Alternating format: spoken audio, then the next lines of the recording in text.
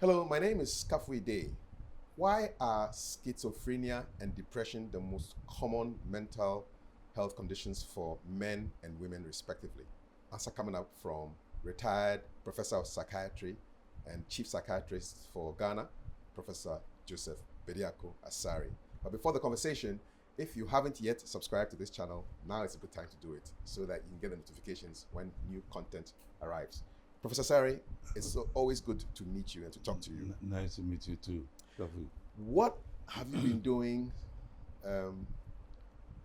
in your retirement? How are you spending your days these days? My brother, I've set up a private clinic here. Mm-hmm. It used to be Peace Be Clinic for Achalbuchi. Then I was paying too much tax. So they advised me to make it a sole proprietorship. Okay. So now I call it Asumjoye Consult. Asumjoye Consult. Asumjoye Consult. Okay. They say Peace Be Asumjoye. All right, Peace Be Asumjoye Consult. Of course. They didn't want you to use the same Peace Be. Exactly so. Yeah. But you're still offering the same services. I'm offering services. What kind of service? Psychiatric services? Oh, psychiatric and general services. Mm-hmm. But I'm also supporting 37 military hospital.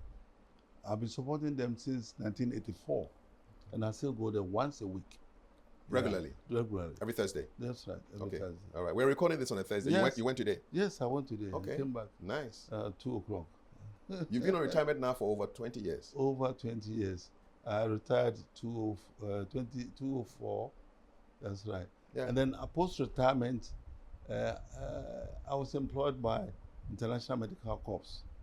That took me to so many countries. Mm. I went to Sierra Leone to support the combatants after the war. At Callaghan. What was that experience like? Hey, so horrible things. Even their wells were full of dead bodies. The wells that you drink Wells that you're drinking from, they put dead bodies inside. How did the war affect the minds of the combatants? Oh, because they were using marijuana and some drugs. We saw a lot of psychotic patients over there, and very aggressive patients.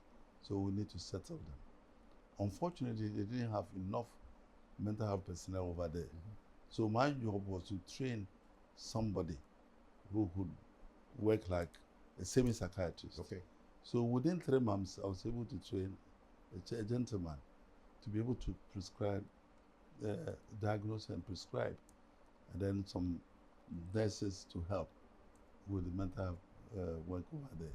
Good so job. We're doing more of psychosocial work. Okay. Trying to get them work, meetings to discuss what to do for themselves, to help them to forget about whatever happened. Indeed. To charge a new life for themselves. I was there for 6 months. After that, there was tsunami. So I had to go to Southeast Indonesia. Asia. Oh, you went to... I went to tsunami, Indonesia. You saw the after effects of the tsunami? After the effect. What did it look like? Well, a lot of destruction. People have lost their jobs. Some have lost their parents, wives, children. They didn't know what to do. Some have become depressed, and some psychotic, confused. So you had to go there, settle them. You had to organize group therapy for people to come, talk to them, and help them settle jobs and work over there. I was there for about 6 months. Then there was an earthquake in Pakistan. And so I had to go to Pakistan. Unfortunately, the place that I went, the only psychiatrist for the city died. Oh. His house collapsed over him. So there was no psychiatrist. So I had to go there and train somebody to be able to manage the patients over there. Psychiatry has taken you all around the world. I've been to so many places. You're considered the father of psychiatry in Ghana. Oh, well, I hope so. Yes, and you are in your early 80s now. That's right. What still excites you about psychiatry? Oh, is that you're able to help people, that you're able to see people in distress, and you know what to do to help them, and to advise them, and also to bring families together. That's what I like about it. Initially, you see, I became a psychiatrist by accident too. Really? Yes. I should have been a surgeon. Yes. What happened? When I came from Poland. That's when you did your training, your medical training. Yes, sir. I came from Poland. I went to Britain for about a year to do orthopedics and surgery. But whilst I was in Poland, I knew when I came to Ghana, I was going to work in remote areas and districts where there would not be much expertise. So I made sure that before I left Poland, I could do cesarean section. I could repair hernia. I could do appendectomy and some minor surgeries. Then I was left with surgery, orthopedic surgery, which I went to learn in England, the UK. The UK. I was in Leicester for about 1.5 years doing surgery and orthopedics, certain legs and all that. So when I came, my first station was Sopon. In the central region. The central district. And luckily for me, they had a theater. So I was able, in fact, when I got there, there was one colleague who was also a medical officer. Unfortunately for him, when I came, he thought I had come from the East. I didn't know anything. So as soon as I said, oh, I've been working for so many years, so I'm going for leave. So he left the hospital for me for 1 month for me to man. By the time he came, I've performed so many operations. So it went around the whole district that somebody has come. A doctor has come who is operating. Then the theater has been opened. So I'm getting a lot of patients there, doing a lot of things. Last week, about 3 weeks ago, Ahmadiyya, just close by my house here, you see Ahmadiyya, they built a very new church. Yes. And I'm the chairman of the Residents Association. So they invited me to their function when they were opening the church. I went there and they asked me to speak. I said, oh, you give me an opportunity. Your first Amir, Wahab Ahmed. Okay. Ahmadiyya mission. Yes. Okay. Their first Amir, local Amir, that's indigenous Amir, was my friend at Sopon. At that time, Ahmadiyya headquarters was at Sopon. And unfortunately, his wife had an obstructed labor. So I had to operate the wife. So I told them, your Amir's firstborn, I operated him 51 years ago. He said, hey, he's sitting down there. You saw your patient? Then he came. You saw your patient? Me, then, wow. Atabil. Atabil. God be praised. Yes. Then he said, you see, 51 years, I operated the child. Then I told him a story that when I became a psychiatrist and worked at Accra Psychiatric Hospital, the chief of Sopon, Nakasedo, who was called Anaba, he came with his linguist to my clinic to find out whether that Joseph Asare, Dr. Asare that they are talking about on the TV, whether it was the same person who was in Sopon. So he came and said, Dr. Asare, I'll say it in Tree, you are not good. So all the operations that you perform at Sopon, you went abroad, you didn't learn anything but treat mad people. What a waste. Oh. What a waste.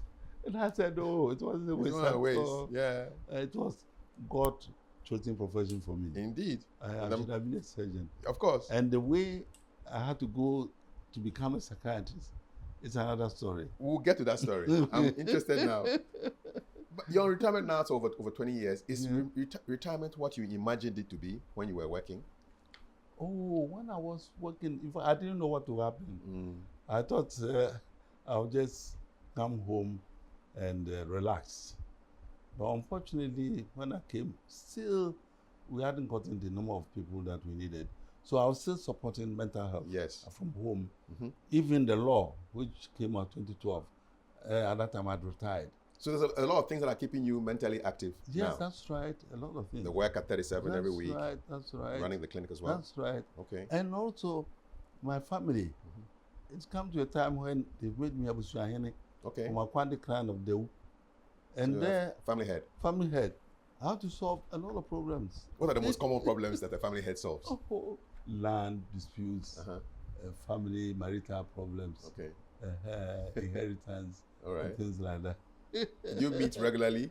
Oh, once a month. Once a month? Once a month. Okay.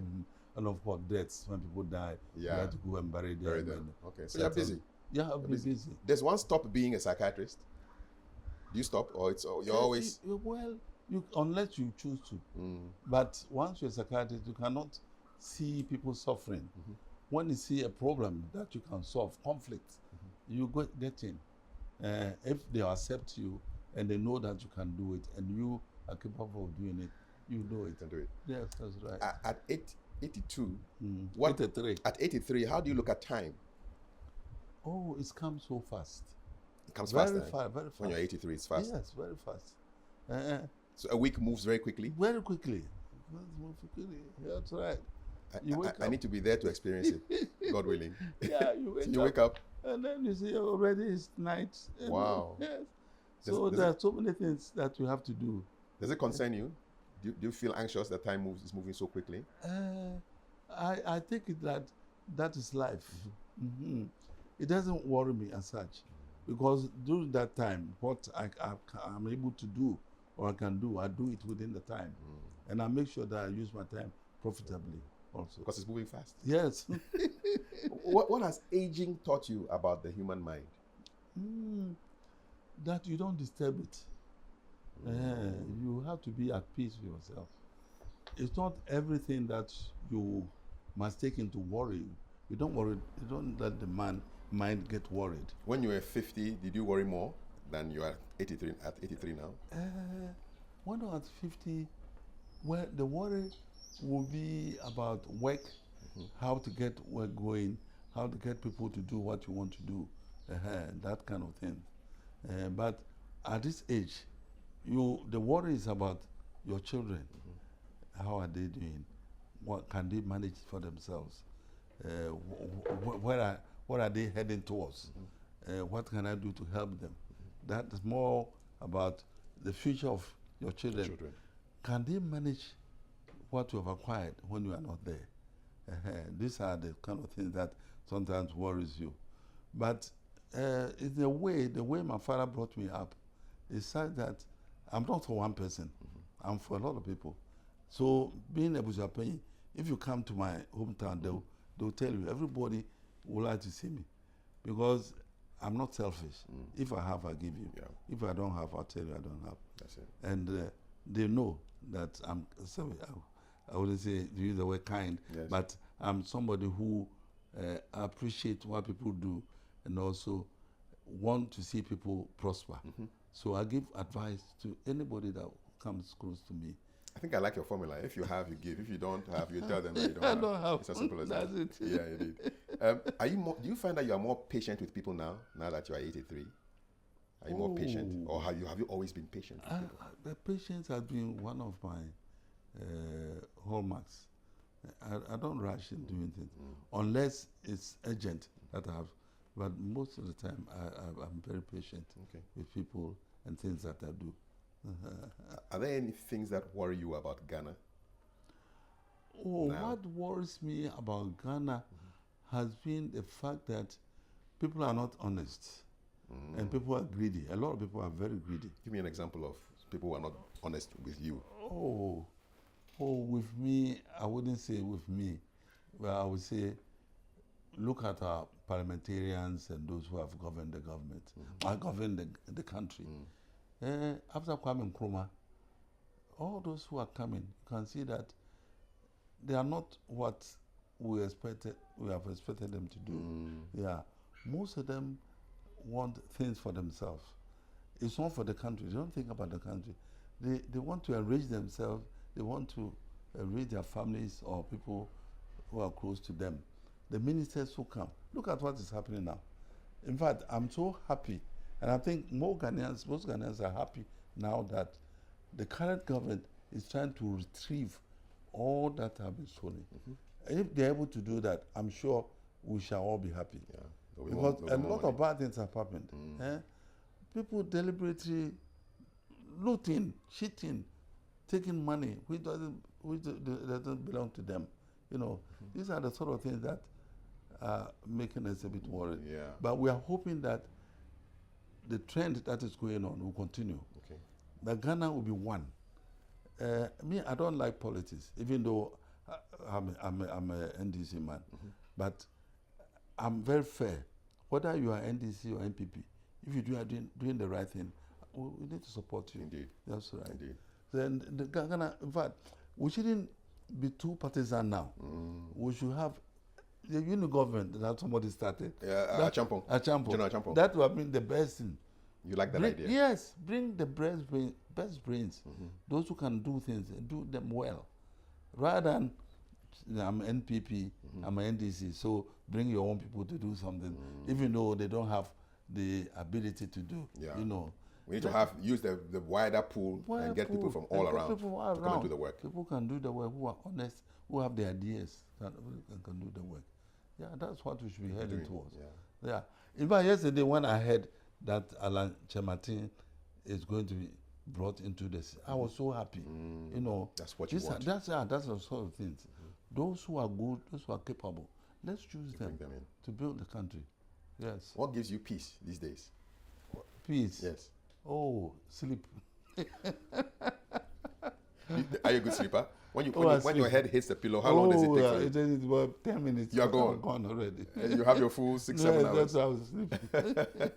Unless now because of age, I have to get up. Are you an early riser or a late sleeper? By 5. By 5 you are up. Okay. Right. That's by habit. Yes. Okay. Yes, that's right. All right. Well, I want us now to go all the way back to your childhood. Okay. What are some of your earliest memories? Yeah, Kafui. I was born at a village. What was it called? It's near Pankese. Okay. Which region is this? Eastern region. Eastern region. Near Pankese. Near Pankese. Okay. And my father, who was initially a cocoa purchaser, he was buying cocoa, had to come to Obuyedru. That's the village where I was on. It's called Obuyedru. Obuyedru. Yes. Something is heavy. What is the Obu? Stone is heavy. Obuyedru. Our names are interesting. One day, if you have to, I'll take you to see the Obuyedru. Okay. Stones, gold, proper inside. Really? Yes, untouched. Wow. Yes. Yeah. Those Galamsey bad boys shouldn't get there. Oh, go and see what they are doing there, but they can't get there because there are certain things there that they cannot touch. What kind of things? I'll tell you. So you were born in that area? I was born in that area. Okay. My mother was a Krobo. Krobo. Okay. My father Chirpong from Deu. So when an uncle of my father, who actually bought the property, the land there, when he was about to die, he invited my father to come. Otherwise, everything will get lost. So my father came from Suhum with my mother. They already had 2 children. So I was the first to be born at Obuyedru. So it was there, of course, my mother was an illiterate. My father, polygamist. How many wives? Oh, at the time he had 2 wives, but in all he had about 5 wives. Okay. So at the time, he brought another woman. And because of that, we had to go and live in a remote village close to where they were, but forests, where there weren't many buildings. So in the night, some creatures come in there. And really? we were so much afraid. Unfortunately, by custom, when women go have their menstruation, you were supposed not to sleep in the room. Yes. Village room. So my mother would come and sleep outside, and we all come. My 2 sisters and myself will come and stay with my mother. Outside. Wow. Or until the time passed. So 7 days. Then came a time when my father had to bring some laborers to come and weed to prepare cocoa farm. So we had a big cocoa farm, about 20 acres, large cocoa farm. And the laborers that he used, in fact, one of them was from Bimbila. I met him when I became a medical officer, when I became a psychiatrist. Really? I visited him at Bimbila. He was the Zanduna. Really? Bimbila, yes. He was the second in command in Bimbila. He was one of my father's laborers. Laborers. They managed to cultivate a big cocoa farm. Then my father's children came and said that my father was custodian of the land. Their father had died, and my father was the one who came to take over the land. And so they wanted to have their share of the land. So the cocoa farm was shared. My father had his portion. But before then, the people at Pankese, the Odan people, they brought litigation. They wanted to take over the land, the whole land. In fact, it's a big land. So my father had to go to court. Unfortunately, we won the case. And when we won the case, my father allowed them to share the land. But during that time when we were living in that village, there came a time when my mother, Krobo, became depressed. So we carried us, the children, to Krobo village, another village at Krobo land, near Bawali, Somanya area.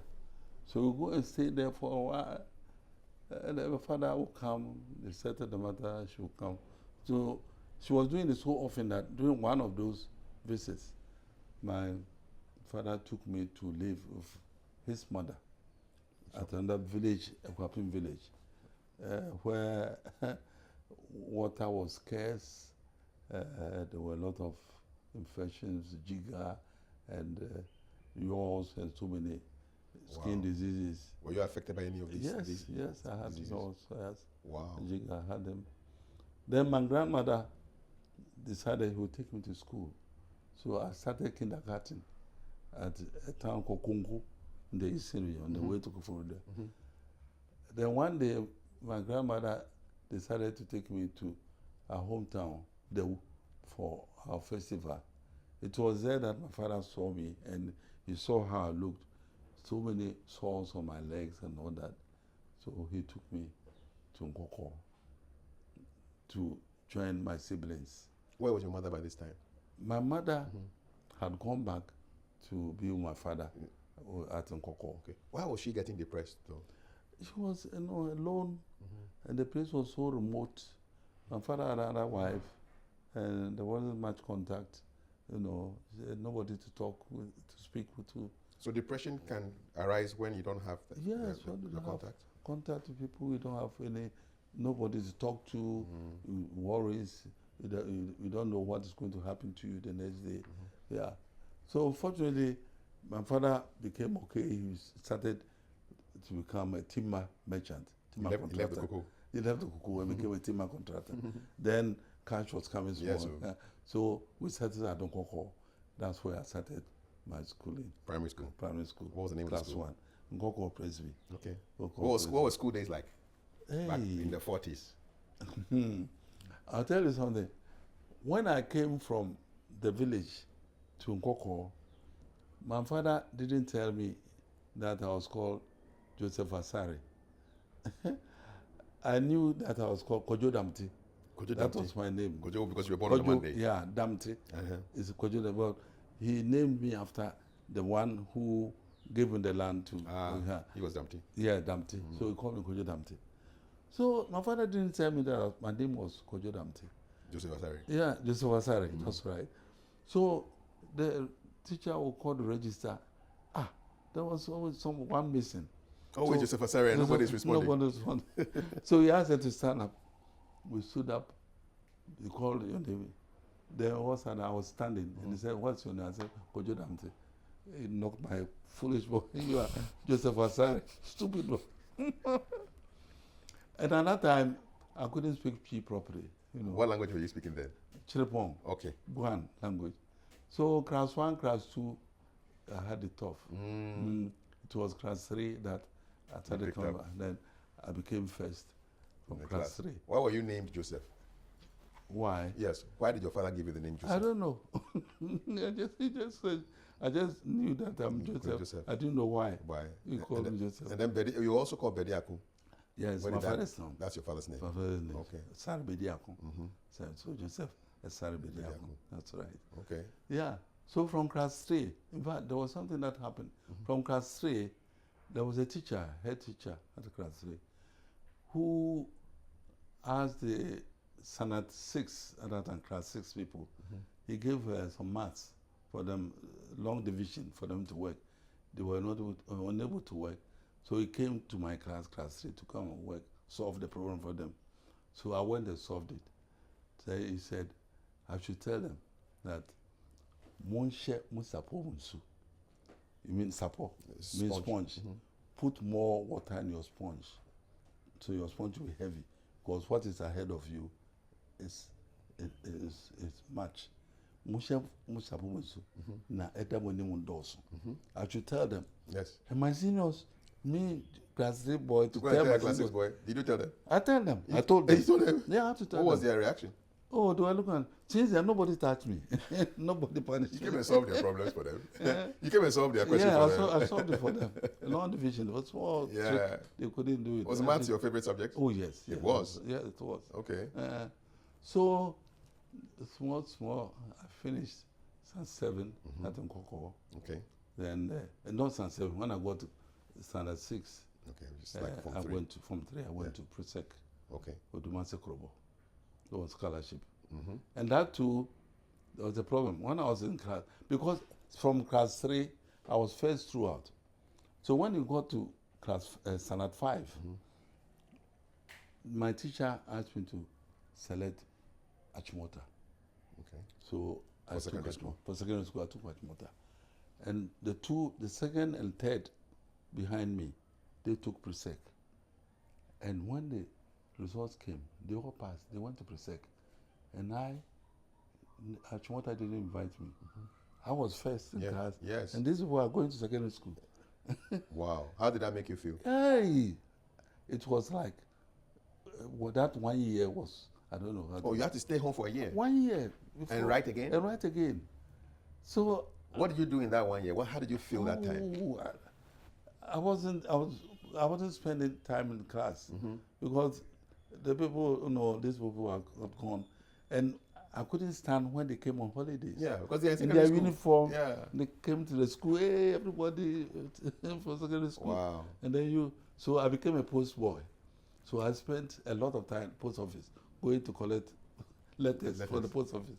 I spent a little time in school. Then when the exam time, this exam came, I chose, as I wouldn't say. No more Achimota. No Achimota, Presec. That's all. So I took Presec, and lo, before I got. You got it? Yeah, with scholarship, full scholarship to Presec. How did your father feel that you were now going to secondary school? Well, he was happy. He was happy? Yeah, How about your mom? Oh, my mom too was happy. So the Master Krobo, I got that time, President school, discipline and all that. So we were able to finish. What were the values that you picked up from home and then before you went to school from your parents? My parents is that's religious, being religious, and also being disciplined and respectful, okay, and being truthful. That's right. As a child, who do you think influenced you the most? I spent much of the time with my mother. Okay. My mother would pray for me and sing. And already, when I was walking into her room, when I got there, she said, you are walking like a big man. I could hear some footsteps like a big man entering. But this tiny boy, She sang a lot? Oh, yes. What was her favorite song? Adu nyame na adu adu onyame na adu. It's God's grace that we become what we are. Oh, yeah. Yeah, that's right. So after Odumasi, I went to sixth form at Laboni. Okay. So you left the Krobo land and came to Accra. Was that the first time you were coming to Accra? I don't know much of Accra. So that was like the first time? First time I'm coming to Accra. What were your impressions of Accra when you got to Laboni? A big city like that, everybody, big buildings and people dressing nicely and all that. So I was a house prefect at house 2 over there. All right. Yeah. So from there, from Laboni. Was it a good experience, Laboni? Oh, yes. How did you do in the A-levels? A-levels, I was able to finish. I got the A-levels. Yeah. But the problem was that there was much difference between Odumase and Laboni. What were the differences? Ultimacy was a primitive, very, very primitive. The conditions there were very, very harsh. Yeah, Very harsh? Yes, Okay. very harsh. How harsh? Describe. Yes, sometimes there was no water. You had to sweep, and then we had so many people in a room, and of course, they're so strict that there are certain things that we're doing at Labone which you couldn't have done at Presec. Even the food that we ate, Presec was very rudimentary. Labone, they had nicer food over there. If you say nicer food, what were you eating at Labone that was different from? What would you not find in Odumasi that you would find in Labone? Oh, Odumasi were eating more of gari and kenke and all that. Well, you come here, you have jollof rice and more variety. More variety, that's right. So you enjoyed Presec? Yeah, I enjoyed Presec. I enjoyed Labone. Labone, Yeah, I beg your pardon. right, Yes. right. You enjoyed it very much. Are there any teachers that stand out for you who encouraged you or saw your potential? Oh, it's a bit long time ago, so I've actually forgotten about that. But there were more like united, the students, and the seniors in particular. Were very united, we studied together. But we had some teachers like, I've forgotten the name, this musician, John Tay. John Tay? You remember John Oh, the Tay? one who founded the school? Yes, John Tay. He taught you in Labone? He taught you in Labone. Music? Yes, music. Okay. And maths. Music and science. maths. Yeah, those are related subjects. Yeah, he was all-round person. John Tay, yeah. Yes. Did you enjoy music? Yes, I did. Were you able to pick up an instrument to play? No, never. So you sang? Just singing. That's it. So it was after Labone that I had the opportunity of going to Poland. Did you go immediately after Labone? You wrote the A-levels and then or there was a gap what year? Happened? I did 1 year. You did 1 year? Yes. Okay. I finished in 61 and then went to Labone 2 years. That's right. And what did I do? I think I was teaching small at some places. Okay. Yeah, people teacher. But at that age, in 1961, you were almost 19. Yeah, that's right. What did you dream of becoming? Well, Did you know you were going to be a doctor? never. Well, there were certain things that I did in childhood that people thought I'll be a doctor. Because at that age, I was castrating. Castrating animals. Oh, which animals suffered from you like that? Goats and sheep. You caught them yourself? Yes, I did. And then take away their testicles? Yeah. For what? For why? To chop. So that I wanted them to be fat, Oh, but did they survive the castration? Oh, yeah, why not? You castrate them and they become fat? And I was also opening boils, for when people had boils. Really? They always call me now. So I didn't know that was part of medicine, but it looked like that was the inclination. At that age, I was cut, boils, incising boils. But that's not a very pleasant job, the boils part. Didn't you? Well, yeah. But they became happy, yeah. Yeah. After the release, of the pus. The pus came out and they were fine, happy. and they would heal. As some, what do you call it? Some palm nut oil and. So you were almost like it was foreshadowing your future career as a doctor. That's right. Okay. Then I got to Poland. Did you choose Poland? Yes. How did you? You chose it. You see, Kwame Nkrumah wanted most of us to go to the Eastern countries, and that's where they offered so many courses, including medicine. So I selected medicine, and I selected Poland. You selected it. Yes. You're not attracted by UK, USA. No. That time the scholarships were not for USA. Oh, the scholarships for the were all for Eastern countries. Russia, Yugoslavia, Hungary, all those places. or Eastern countries. Yes. Established that. Okay. So unfortunately, 64, I went 64, 65, we would do the language course. Yes. Polish course, language. Then 66, my first year in medical school, coup. The coup happened. Coup happened. How did that affect your education? Money was not coming. For So I scholarship? was forced to marry. I had a child in 67 as a medical student. Young Polish woman. Young Polish woman. And she was looking after me, you know. So my daughter is still there. It's in Poland. So young, she's in the middle ages now. Oh yes, 40 something now. Okay. Take it back a bit. What was your impression when you landed in Poland for the first time? Warsaw? Was it Warsaw? I went to first Warsaw and then went to Krakow. Okay. Krakow, the second city. What was your first impression of Poland when you landed? Was that the first time you took a plane? First time I sat in the plane, you know, all of us, you know. Yes. We landed in London and then continued to Poland. What was the plane like? What was the plane ride like when the plane was taking off? Oh, you didn't know what was going to happen. Were you praying? Oh, yes, of course. We all prayed. And then become excited. We saw something moving up and down. Yes. No, yeah. We landed. And you landed in Poland? No, you landed in London first. In London first. And then took another plane? Another plane to Warsaw. Okay. And then we were taken to Krakow. What time of the year did you arrive in Poland? What was that? It was in summer. Okay, so it was warm. Summertime. It was a bit warm. All right. Yeah.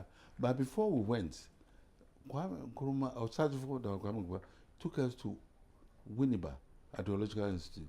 Then we met Mugabe and others. Robert Mugabe, who became president of Zimbabwe. Yes. What was he like? What was Mugabe like? A very stylish man, very hot, stylish. What was he doing at Winneba, the Winneba Ideological Institute? He was teaching. Oh, he was teaching? Yeah. What course did he teach? Government or something. Government or something. All right. So Nkrumah took all of us there. Then we had most of the Nkrumah's government people coming to talk to us about what we should go and do there.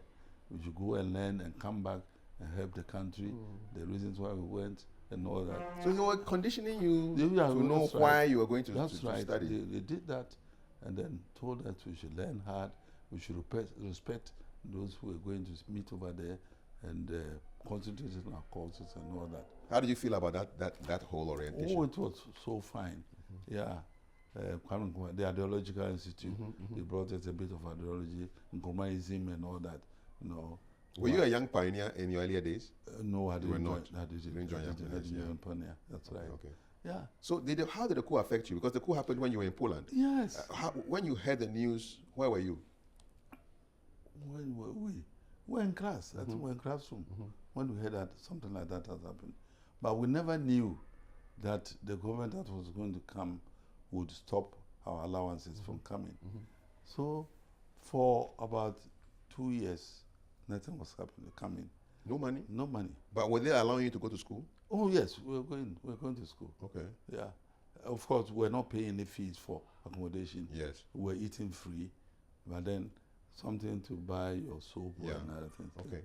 So I was sought to get marry. Did you tell your people that you were marrying a white woman? I didn't tell them. I didn't tell anybody.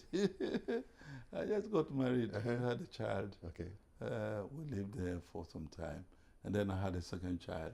With the same lady? Yeah, the same lady. Okay. We finished, and as I told you, when I finished medical school, graduated, I deliberately did my housemanship in Poland. I went to a place called Myślenice. Myślenice was a district hospital, well furnished, but there weren't many doctors, and the doctors were ready to teach. So they gave me accommodation, and I was almost down the cross, always there. And they taught me a lot. And that's where I've seen they prepared me to be obstetrics, surgery, gynecology. Yeah. Language, culture, weather. Yeah. Which one of them was the hardest for you when you landed? The weather. The weather. The weather. Yes. It was so cold. Sometimes you go to minus 30 degrees centigrade. You will be bleeding. From your nose? Yeah, from your nose sometimes. Wow. Yeah. Really, really cold. Yeah, that's right. You have to dress very warm. They're very heavy coat, high hat, cover your nose and your neck and all that. How did the Polish people treat black people like you? Some of them were nice, but they were racist also over there. How did you experience racism? What happened that you can still remember?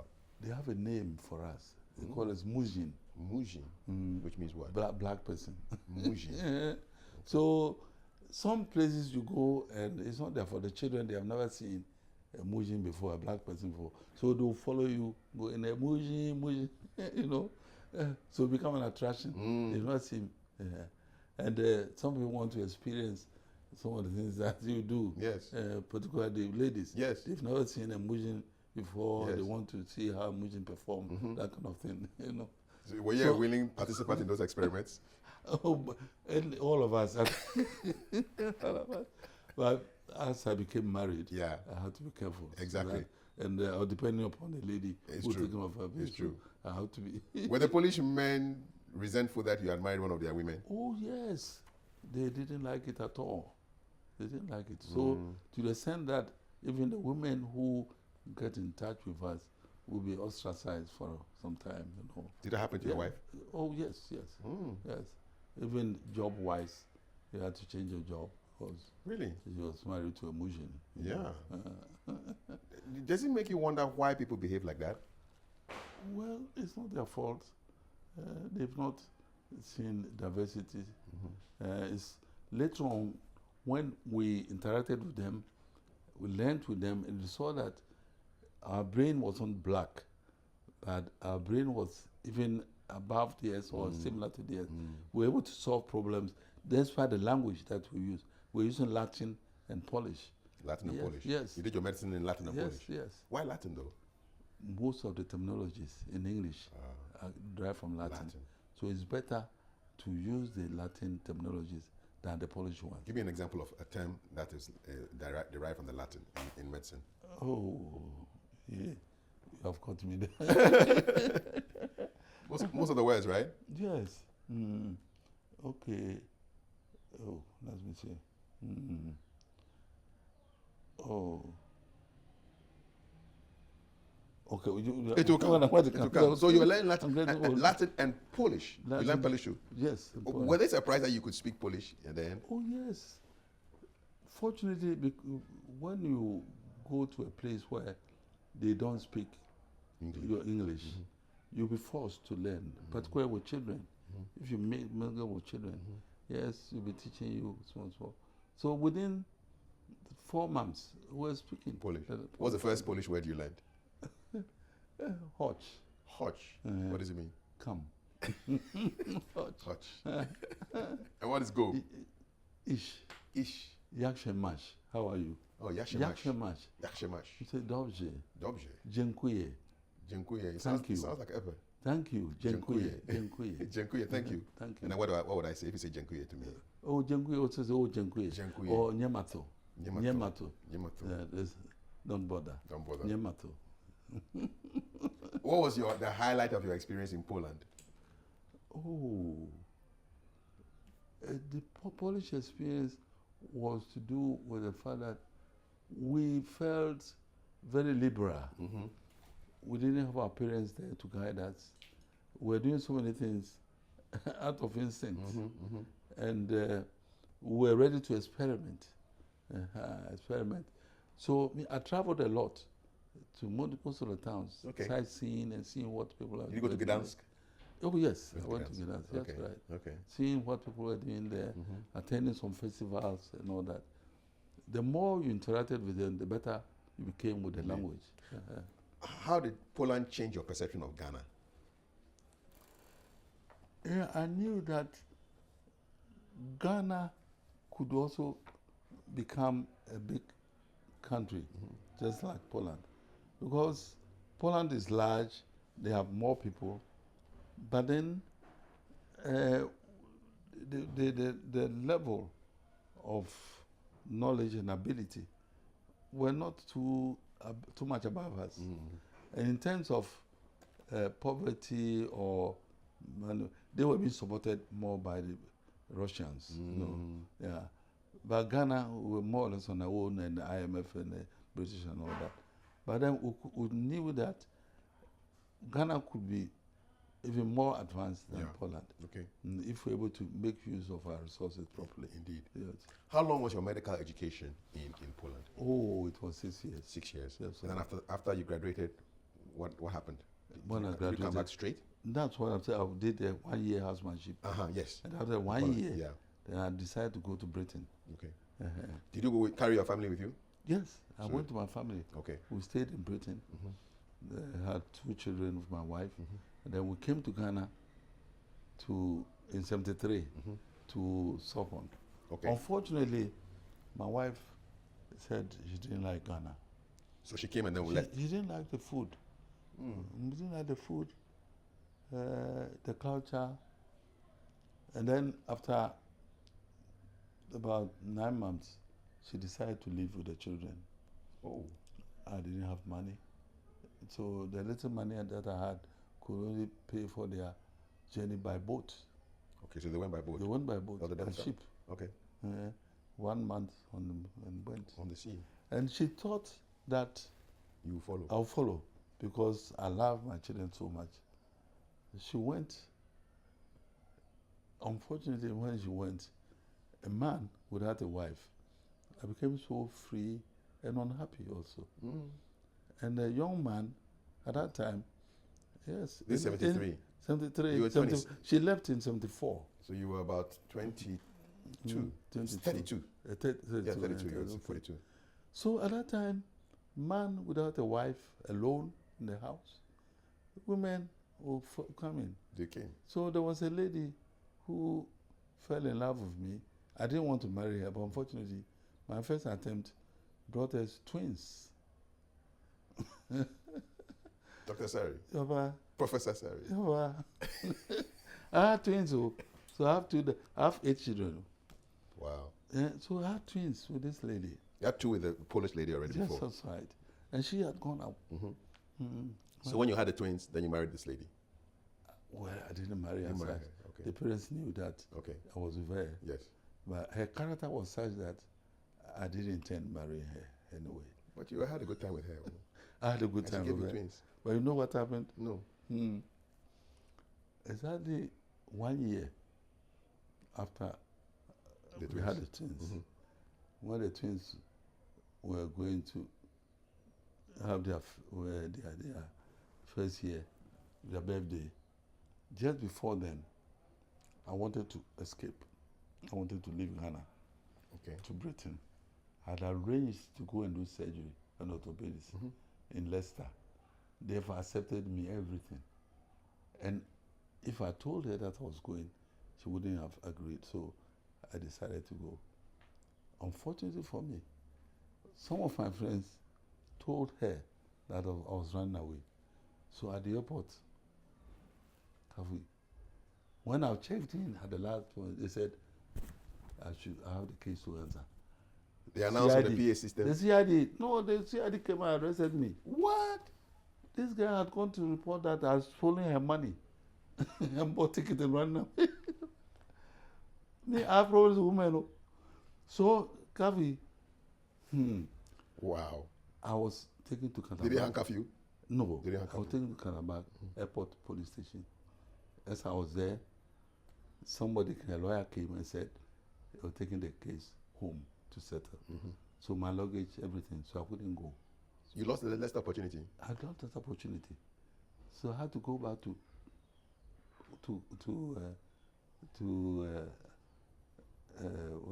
Psychiatry? Salt no, Top Pond, to Yeah. Top Pond. So you were going to be a surgeon? Yes, that's what you were actually that. Wow. So I went back to Salt Pond. Top Pond and come and see. It's good that I didn't become alcoholic and I didn't smoke. I've sold my car. I've given out all my properties to my family members. Going back to Top Pond. Start again. Start again. From zero. So I was there, and this lady, I wasn't having anything to do with her until their children's first year anniversary. She called me and asked me, "Hey, so what are you going to do for their birthday?" I said, "Oh, me, I was born at Obuedu. I don't observe birthdays. No, your village. We don't observe birthdays. No. It's there for her." At that time, I had a woman in my house, in my room, a nurse in my room, who later on became my wife. Okay. So this lady walked in by force, forced the door open, used the leg, opened on the end, and find me and the lady. He took a bottle, wanted to, injure me. So I left the room for her, and the lady also left. By the time I came back, she has opened my briefcase, my passport, my traveler's check, all the monies that I had in there. She's taking them away. She wanted all my certificates, put them in the toilet, my passport. So when I went, I saw that, hey, the briefcase has been opened. Nothing. So I called the father, and I went to their house. The dictionary said when she came, she went to the toilet. So they went there and removed all those things. They saw all the documents there. And I had to patch them up, small. What an experience. Yeah. So from there, of course, the birthday didn't happen. It didn't happen. So then I had to report to the police. It became a court case. Eventually, they found her guilty. The judge asked me what he should do to her. I said, oh, I have children with her. I cannot jail her. No. Let her know that she's not my wife. From that day, she shouldn't come near me. That was it? That was it. So that matter was solved? That matter was solved. Where are the twins? Oh, they are in Britain. One of them is an engineer. He's an engineer in Britain. So you have 2 kids in Poland? Yes. And then 2 in Britain? More. 2 in Poland. The engineer, the boy is an engineer. The girl is an international social worker. That's in Poland? In UK? In UK. Then I will come again. So this is my wife, that the nurse. The nurse. I had to take her. So then came opportunity for me to go and do psychiatry. It was scholarship from Ghana scholarship to go and do psychiatry. Where? Because Australia. No way. Because of Pantan. They were going to build Pantan. Okay. So they wanted 4 of us to go and do psychiatry and come and man Pantan. So I wanted to seize the opportunity to go to Australia. Yes. When I got there, I'll change and do surgery. You still wanted to be a surgeon? Yes. I go to Australia and they said, no way. You're not changing? Said, you can't change. They brought you here. There to a coup again. Is it the 79 coup? Akwampong. Achampong school 72. The coup. No, which one? Achampong is 72. 79 is Rawlings. June 4th. Oh, no. This one before John. Achampong was 72. Achampong. This one. So 66 affected you. 72 also affected you. 72 affected me. Yes. So which one was that? Achampong is 1972. I was in Australia. In 70, when did I go to Australia? Yes. So, 70, I was 76, I went to Australia. 77, there was a coup. There was a palace coup in 78. That took out Achampong. Yeah, that one. Yes, that one. So that also affected us. So luckily, because I had worked in England, and I like psychiatry, I met a psychiatrist who worked in Kenya. He was Uganda. He was a transcultural psychiatrist, Alan German. And he was so good, and he made psychiatry so much attractive that I liked psychiatry. So after 15 months, I went to Leicester to do psychiatry. After 15 months from Australia? Yes. Then you went to Leicester? I went to Leicester. Then the Leicester that you were going to go and study surgery, you ended up going there but doing psychiatry. The world is interesting. So I brought my wife along with me. So you, in the end, you did go up to Leicester? That's right. I went to Leicester, but not to do surgery. No, but to do psychiatry. What drew you to psychiatry? You said you liked it, but what else drew you? Why psychiatry? The way you have to solve problems, deal with people suffering, okay? And also the fact that not many people liked it, and people didn't understand the human brain, how it works, I understand even amongst you doctors, they stigmatize you, the psychiatrist, they call you crazy. Yes, right. You've heard that. It's true. It's very true.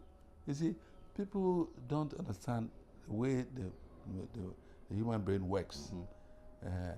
And people don't understand that psychiatry is a profession that is holistic, that looks at the human being, not only him, but everything around, and try to help solve problems. Were you discouraged from this specialty? Did people try to discourage you from doing psychiatry? Well, in Leicester, nobody discouraged me. And in fact, I didn't want to even listen to it because I noticed then also that I had a job to do. Because if I couldn't do surgery, psychiatry was also another profession, and there weren't many people doing it. So probably if I came to Ghana, I'll be able to carry it on. Are there days that the field of psychiatry scares you? Oh, never. You've never been Even scared? no, even the aggression. We meet an aggressive patient. Tell me about the most aggressive person who tried to confront you. Somebody comes with a knife. You've had somebody come at you with a knife before? Yes. Do you have any martial arts skills? No, I don't. There was one gentleman who I helped to do a lot of things. And this boy became mentally ill. So I wanted him brought for treatment. So he said he heard I was looking for him. So when he came and stood by me. I know he was my boy. So he came with a knife. He wanted to hit. I knew he wouldn't do it. So I looked at him. And we had a common friend, Maunyaga. Maunyaga, you remember him? We were both friends to this boy. So I called Maunyaga. I said, this is our boy. He says he wants to kill me. He said, give the phone to me. So I gave it to Maunyaga. I said, if you kill this gentleman, how are you going to live? This one is the one who's looking after you all the while. Give the knife to him. So he gave them. He did? He diffused the tension. He diffused the situation. Yes, that's right. Very well. Yeah. Wow. Unfortunately, at that time, a lot of people have come with sticks and all that. I said they should leave him alone. So he gave the knife to me. It was then that they pounced on him. Oh, no. The situation had already been solved. Oh, but it's well. Yeah. He's now a big man now. Okay, great. He's a big man now. How about the women? The women also get very aggressive? Some of them can become aggressive. But women, the aggression for women is not as dangerous as the men. And most of the women, they can listen, and they'll end up crying. After you talk to them, they end up crying. I hope you're enjoying this conversation I'm having with Professor Joseph Bediako Asare, former chief psychiatrist for 2 decades. And if you haven't yet subscribed, please do so now so that the notifications can come to you when new videos come up. Professor, would I be right in saying that your experience in Salt Pond was really enjoyable? Oh, yes, so much. What was the best part of your Salt Pond experience? Was that I had a lot of freedom. And people liked me so much. I was getting plenty of gifts. People were bringing me goats, sheep, chicken, eggs, and a lot of things. And also, the women liked me. So I was getting a lot of fun from women. How about the cases? Which of the cases have stayed with you, the cases that you dealt with? Oh, mostly the cases that have come terminal, like very severe. Very severe gynecological obstetric cases mostly, where the person for a number of days may be having some difficulties in delivery, and also some kind of hernia that is strangulated and is vomiting strangulated hernia, and you need to make sure that you're free so that the person will be free. So strangulated hernias mostly, and then the obstetric labors, those are the ones that usually took. So you're doing a lot of surgeries? Yes, a lot. Mental health, that sort of never came in at all? Never came in at all. Epilepsy, if anything. The closest condition that to come. I never even saw depression, probably because I didn't ask for it. No. And the cases that were coming to me were more to do with other medical heart conditions, hypertension, or infection, pneumonias, asthma, those things. I'm thinking about your experience. So you trained in Poland, you trained also in Australia. Yes. You trained also in England. What have you learned from the various systems in these countries that you brought to Ghana in terms of structure? Oh, in England is a decentralization. and hierarchical management. In Poland, it's to do with discipline and also making sure that things are done on time. And the little that you knew, you had to put it to practice. And then Australia? In Australia, was to do with the fact that you had to treat human beings as they are, and also manage communities. And there, mostly, we're having problems with substance use. Also, Drugs. The drugs. The pethidines and the cocaines and all that. A lot of problems over there. Was marijuana common there? Marijuana too, yes, that's right. That's what was quite common over there. Let me clear this up. Can marijuana make you, for want of a better word, for mad? Oh yes, my brother. Marijuana can affect your thinking, the way you think. It can make you hilarious. Even you can behave in a way that you wouldn't have done if you had not smoked marijuana. And some of them become truly psychotic. We treat them, they become well, but when they go back to smoke, they start hearing voices. When you say somebody is psychotic, what does it mean? It means he's hearing voices or seeing strange things. Hearing voices when nobody is there. He thinks that somebody is talking to him. Or as he's walking around, he sees people going, they are talking about him, saying things about him, which is not true. You confront the person, what have I said? What I'm saying doesn't concern you. Okay. And you have what we call delusion, false belief. You have false belief that somebody thinks they are, say, homosexual, somebody thinks they are thief, or somebody thinks they have done something wrong, they've killed somebody, which the person had not said that. You have false belief systems. There are people who say, marijuana actually relaxes them. So how can you say they will get aggressive from marijuana? Are they deluding themselves? It depends. There are some who have used marijuana for a long time, they don't become aggressive. But as you smoke for a longer period, it will tell on you. Either that you become withdrawn, seclusive. But there are some who immediately, when they take it, they start hearing voices. Immediately? Immediately. It can be that dramatic? Yeah, that. Or they start seeing things which are not there. Wow. Yeah, immediately. You can meet some of the musicians who have been using marijuana.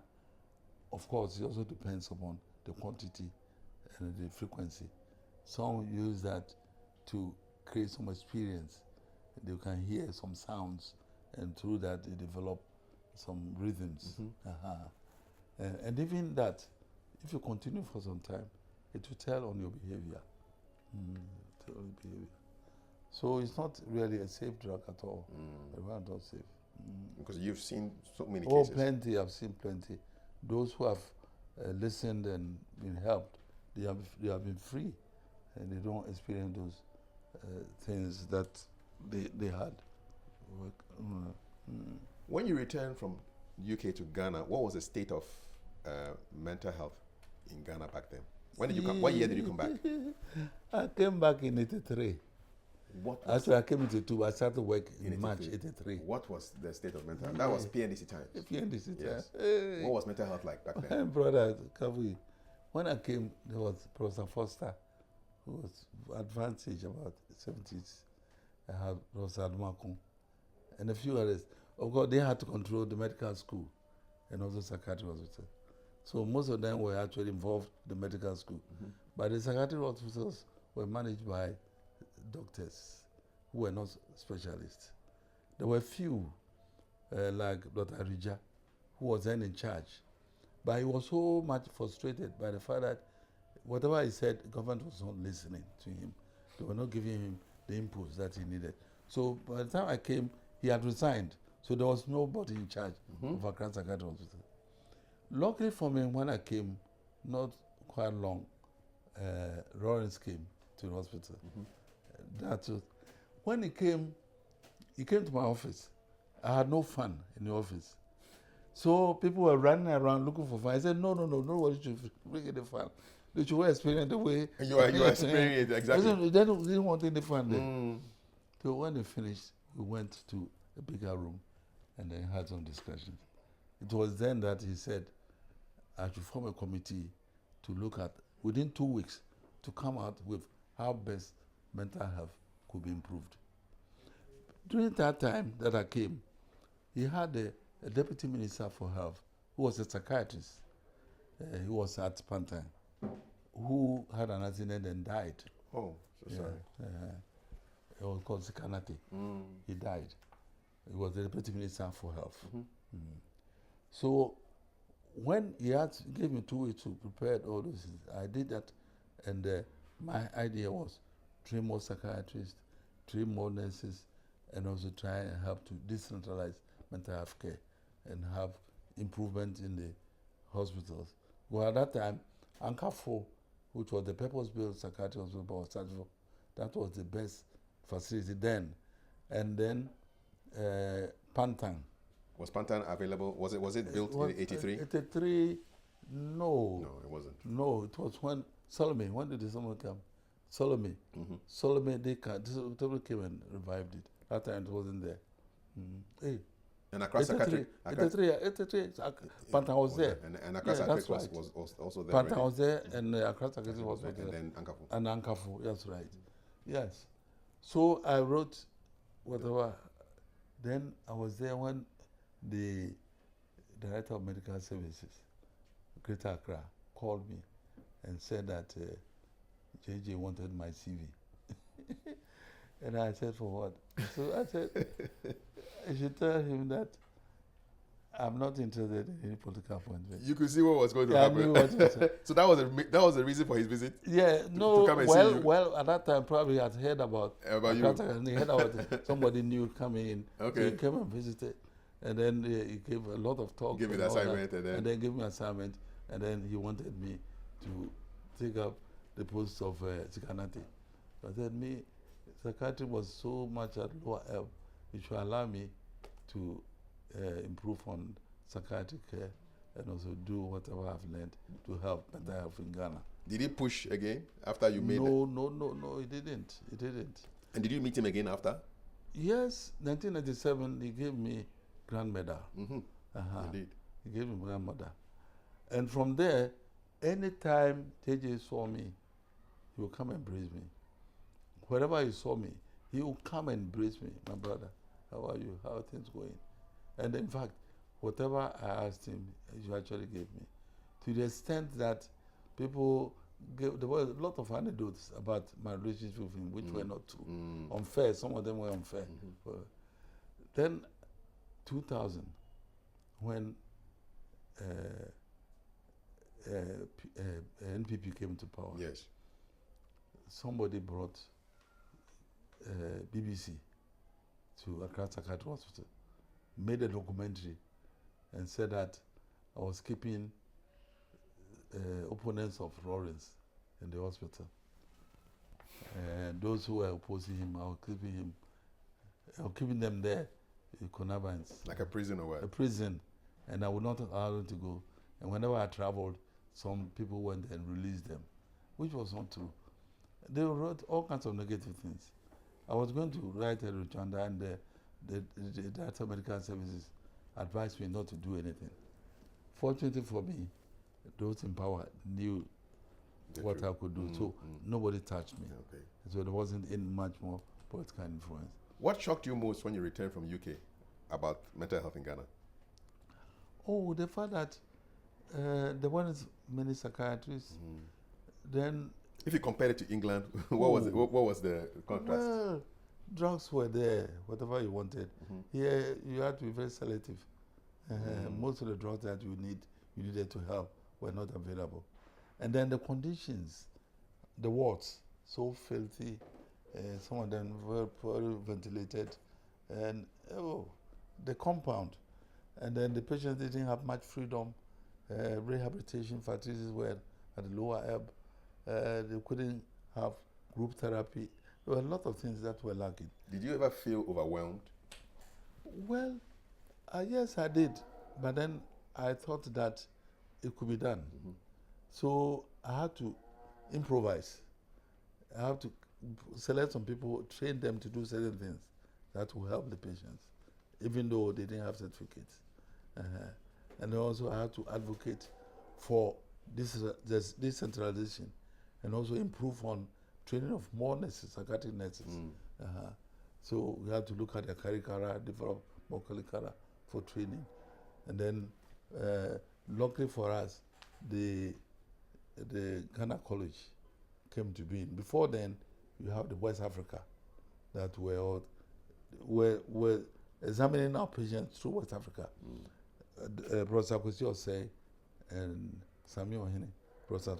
They were the ones who qualified there, and they came to join us to help us. How did your profession affect how your family saw you and your friends? Oh, as for my family, they couldn't say anything because they saw me as doing a great job and also being popular. How about your friends? And my friends, fellow doctors and my fellow doctors, well, those who knew me were surprised that I did psychiatry. Even now, some of my colleagues who went to Poland, they were surprised that I became a psychiatrist. They thought I would have done something else. There's this myth I hear that psychiatrists are a little bit crazy. Oh, it's never true. I've heard that. It's Have true you heard that, it too? Oh, yes, I've heard it. If you want us to act a film and you took me as a psychiatric patient, I can act very, very well. You've seen all because this. I know what to do, what to say to make it. But then it's never true. Of course, there may be some psychiatrists who may have psychiatric problems. Have you seen a psychiatrist with a psychiatric problem? We have a few. We have a few who we manage, and they are helping others. We also manage them. But they are not many, but not because of the fact that they are psychiatrists, but it's just that they would have become mentally ill in a way if you're not psychiatrist. What causes people to become mentally ill? If I knew, I'll get a Nobel Prize. But there are a few situations like stresses in life that the person is not able to cope. Losses, you lose precious. Somebody dies. Somebody who is a breadwinner, looking after you, dies. You can be depressed. And of course, if you use certain drugs, like I'm saying, cannabis or other drugs, it can also become psychotic. It cannot be hereditary. Oh, you can inherit psychiatric issues. There are families that have psychiatric problems. They can inherit. So it's genetic. Genetic. What's the youngest case you've dealt with? Oh, 4 years. 4 years. 3 years. What is a 3-year-old's condition? Oh, either mentally handicapped, intellect, or becoming overactive. Yes. And can people get mental conditions in their advanced age? I mean, everything was okay, and then gets maybe 80, and then all of a sudden gets dementia. Okay, so dementia. That one comes in, and some also because of some physical conditions, hypertension, renal problem, or kidney problem. There are some physical conditions that can cause trigger. Can trigger. Okay. They can become psychotic. Memory problems, difficulties in remembering, and that sort of thing. Is everybody potentially prone to psychiatric conditions? All of us? No safe person. Including you? Yes, that's right. Yes, nobody is safe. Why is depression the number one problem for women? In terms of psychiatric women, disorders. In terms of emotions, and women have, depression involves a lot of hormonal interactions, and women have a lot of hormonal problems. So emotional feelings and all that are also mediated through the hormonal effects. So women tend to be more prone to depression because of the hormonal disturbances that occur in depression.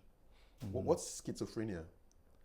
Always one of the most severe psychiatric conditions that you have. It's a condition that is difficult to treat and which eventually leads to degradation, to the person not being able to function.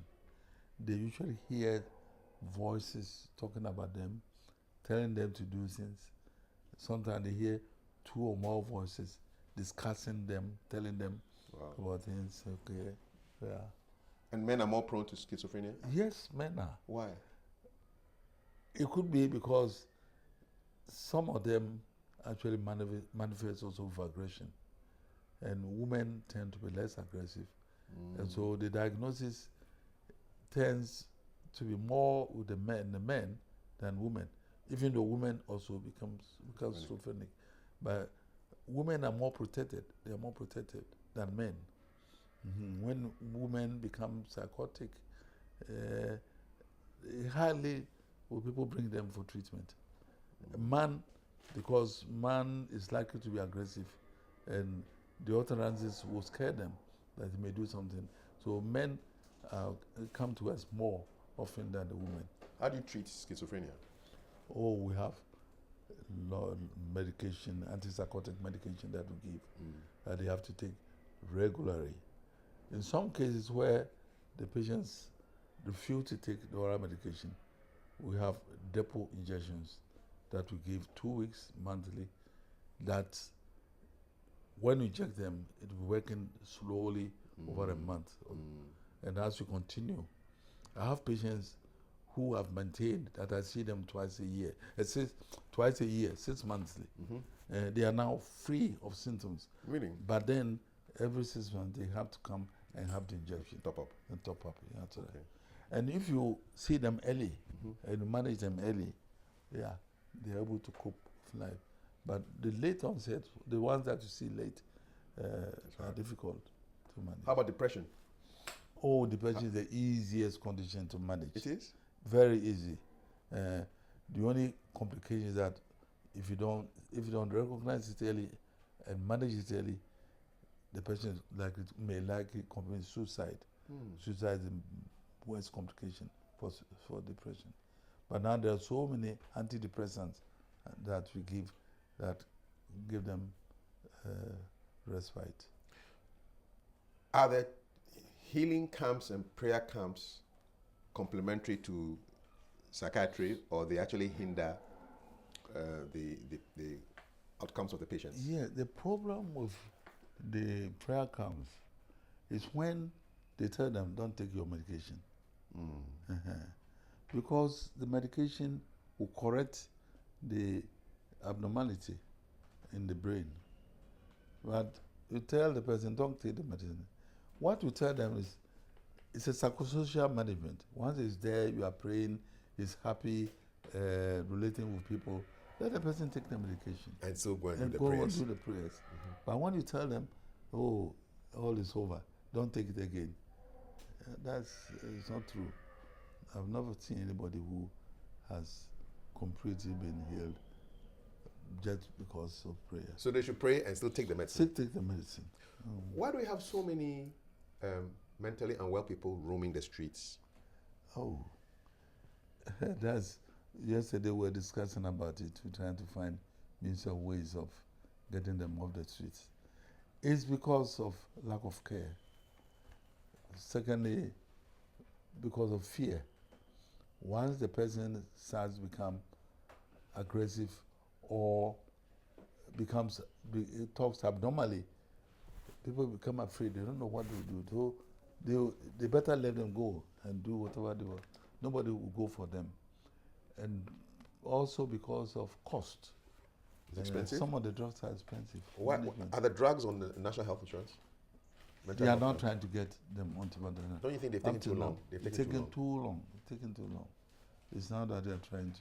But luckily, treatment for psychiatric patients, when I was there, was free. So the drugs, patients were taking them free of charge. So that helped a bit. I don't know whether now they are still getting them free.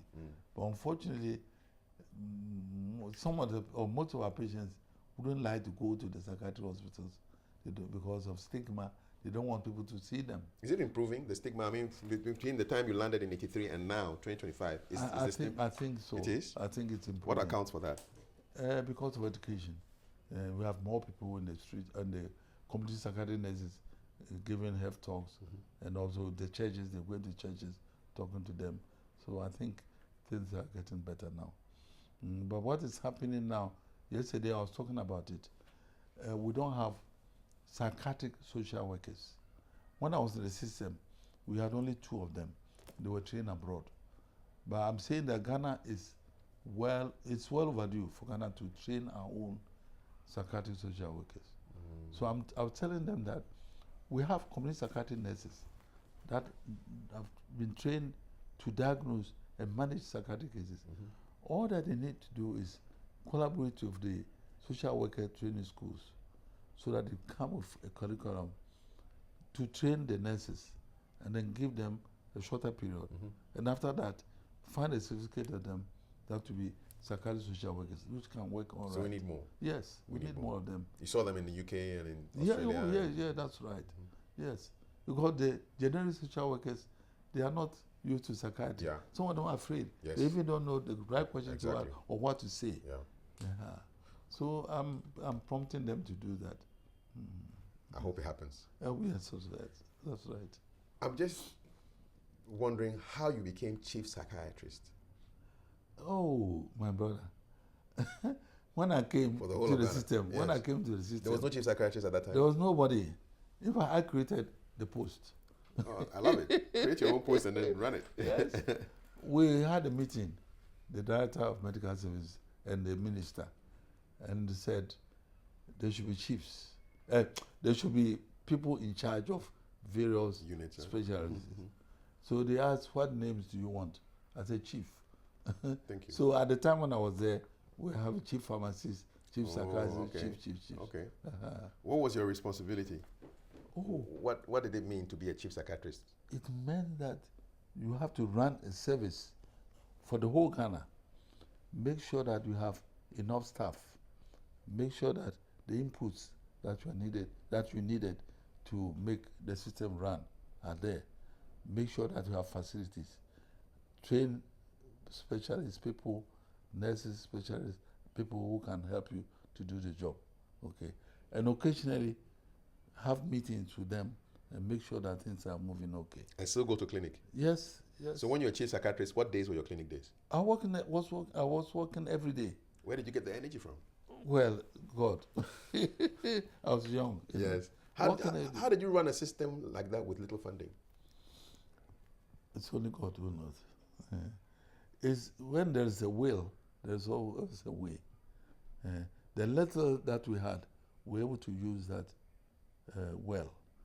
And there were also people who were ready to help. Did you have to appeal to the president, Chairman Rawlings? Yes. You go and say, listen, we need money for this. Yes. The Director of Medical Service, Chairman Rawlings, and also some churches and some benevolent people who were ready to help. We were approaching them. Sometimes we had help from the churches. We were donating, they were coming to. Yeah. I know one particular person who always sends fish to the psychiatric hospital to this day. Oh, yeah. He always donates. So you have lots of kind people who help. That's right. That's right. Oh, Ghana, we have a lot of people who have goodwill for the needy. Yeah. The Islamic, the Muslims, and the church, they're all there. It's just that sometimes you have to ask. You have to prompt people. Yes. There are some people who they don't know where to send help. So you have to let people know that you need help. Ask and you shall receive. What kind of resistance did you face as chief psychiatrist when you went to get things done? Oh, it's that even Kolebu doesn't have this. Why do you want to have this for the mad people? Don't say things like that. For the mad people, they call your people mad people. Mad people. And what does he think? Probably he's not correct himself. When Kolebu Kolebu doesn't have it, then you are asking for this thing. What is wrong with him? That kind of thing. Occasionally we hear such pronouncements. Yeah. But anyway, it's all because of ignorance. And if you have not had anybody from a family suffering from mental illness, you wouldn't know what it means.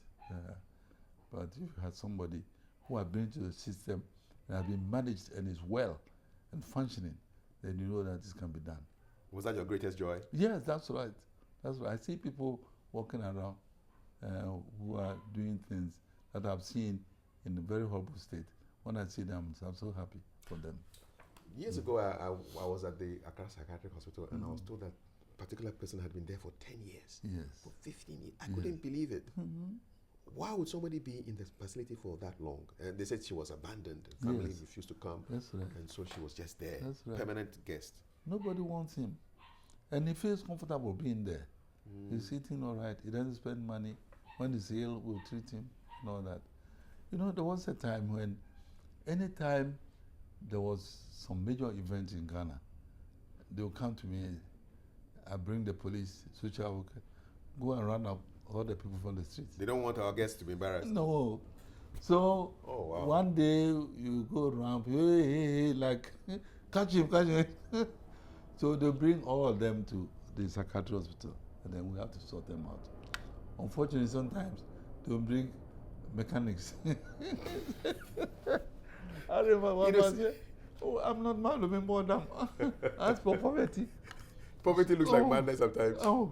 Somebody who has brought yam from the north. They because the dressing, because the way he's dressed. They brought him there. Oh, poverty. So you have to sort them out. What to sort them out? So you ask them certain questions? Oh, yeah, you ask questions. Where do you come from? What's happening?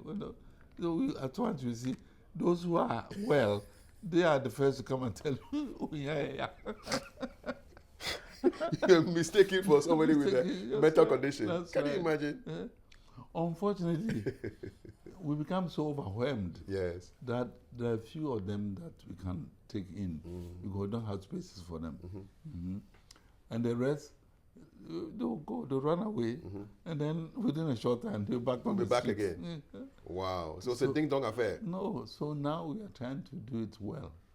We want to use these assemblies and also social workers and people to see how best we can do it. There are some people who choose to be on the streets. They feel more comfortable there. And so the human rights elements also come in. But we also say that probably the person on the street is happy there, but he doesn't know there's a better way out. So we have to project a better way and let him select to say that, okay, I think this is better.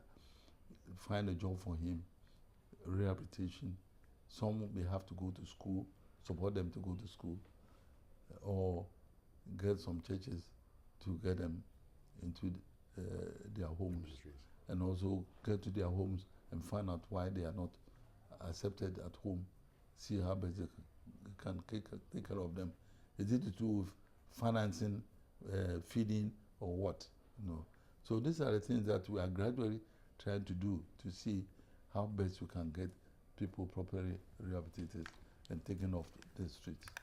As a psychiatrist of over 40 years, right? Yes, sir. Assuming that I have a relative who I want to get to the psychiatric hospital, but that relative is resisting, maybe violent, how do I get help? What do I do? What's the best way to do it? Our law is there. The best way, which we normally don't do, is to go to the court and go to the police and report that you have such a person who is violent and you are afraid that he may be of harm to himself or others. Then the court give an order. So he'll be admitted on court order. And he'll be there until he's well for her to write a report as he's well to go home. So you can use court order. But sometimes it becomes a bit nebulous. So against the way, which is also against human rights, sometimes you send people home, you talk to them, and they will agree that you reject them, manage them at home, and then later on they accept to come for treatment. I know of a case where a guy stabbed his own brother to death, and instead of them taking him to the prison, they committed him to the psychiatric hospital. Why do you think that happened? Oh, that is wrong. You should have gone to court, and then the court would have pronounced that you should be admitted to psychiatric hospital. So that was. I'm sure that's what happened. It wasn't the right way. Okay, it wasn't the right way. Not at all. At all. No, the case went to court, too. It went to and court. Then, yes, and then he ended up being committed in this okay. psychiatric Then hospital. that's what will happen. Yes. So we'll be there until the pressure of the state. So when he comes there, we treat him and he's well. We know that he did it because he was out of his mind. It wasn't. Okay. So when he becomes well, he's not delusional, he's not hallucinating. After some time, you can write a report that is well, that he could manage at home. Okay, but the person will not go to the prison? No. Okay. He won't go to prison. Okay. Once he's established that he's mentally ill, he had to be in psychiatric hospital. Was the job of a chief psychiatrist political? I mean, did you have to be dealing with politicians? Oh, no, I tried never to do with politicians. And I'm praying that it shouldn't be so. Because psychiatry is such that you need everybody in hand. Just as I was saying about Unigov. Once you politicize it, some people will stay back.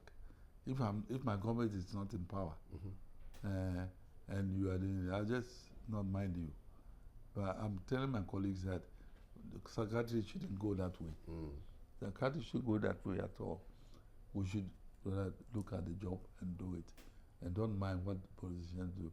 Unfortunately, occasionally, you have a bit of contamination of such things, which is a bit unfair.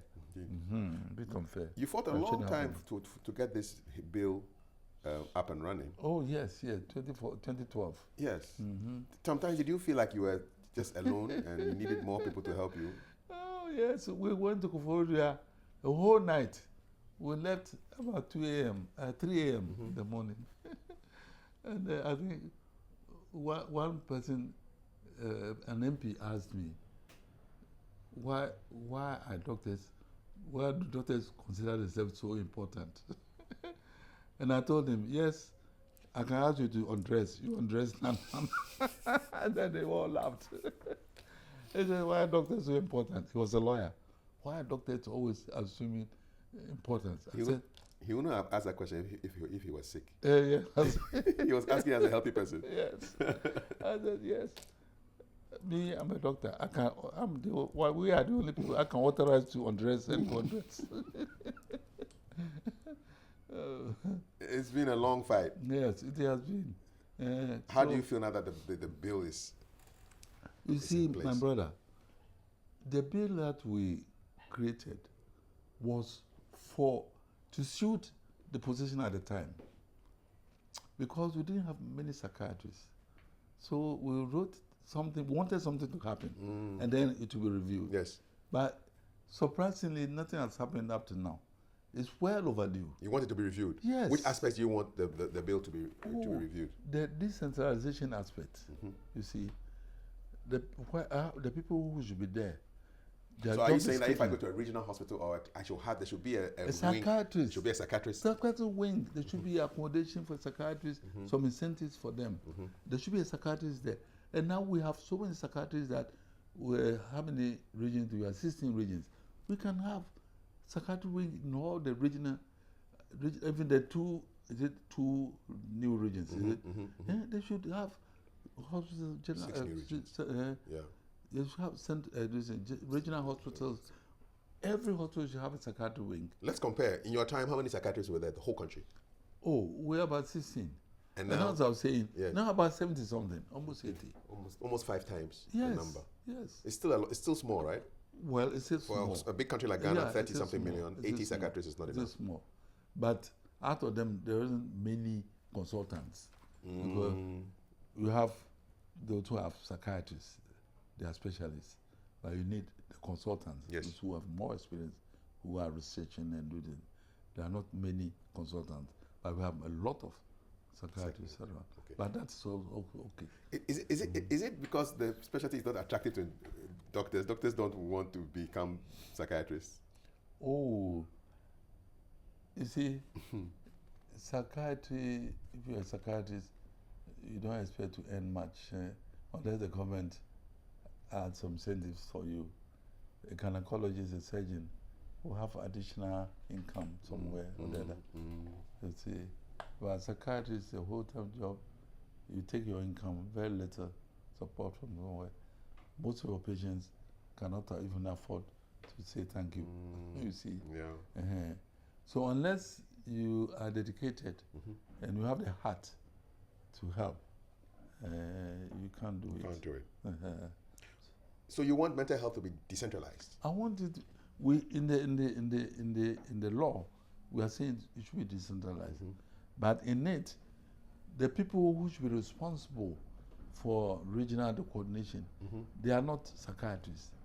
They were people who were medical assistants that I trained at Kintampo, added psychiatry to it, so they became medical assistants with psychiatric help.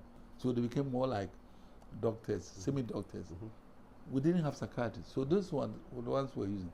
And now most of them have retired, you see.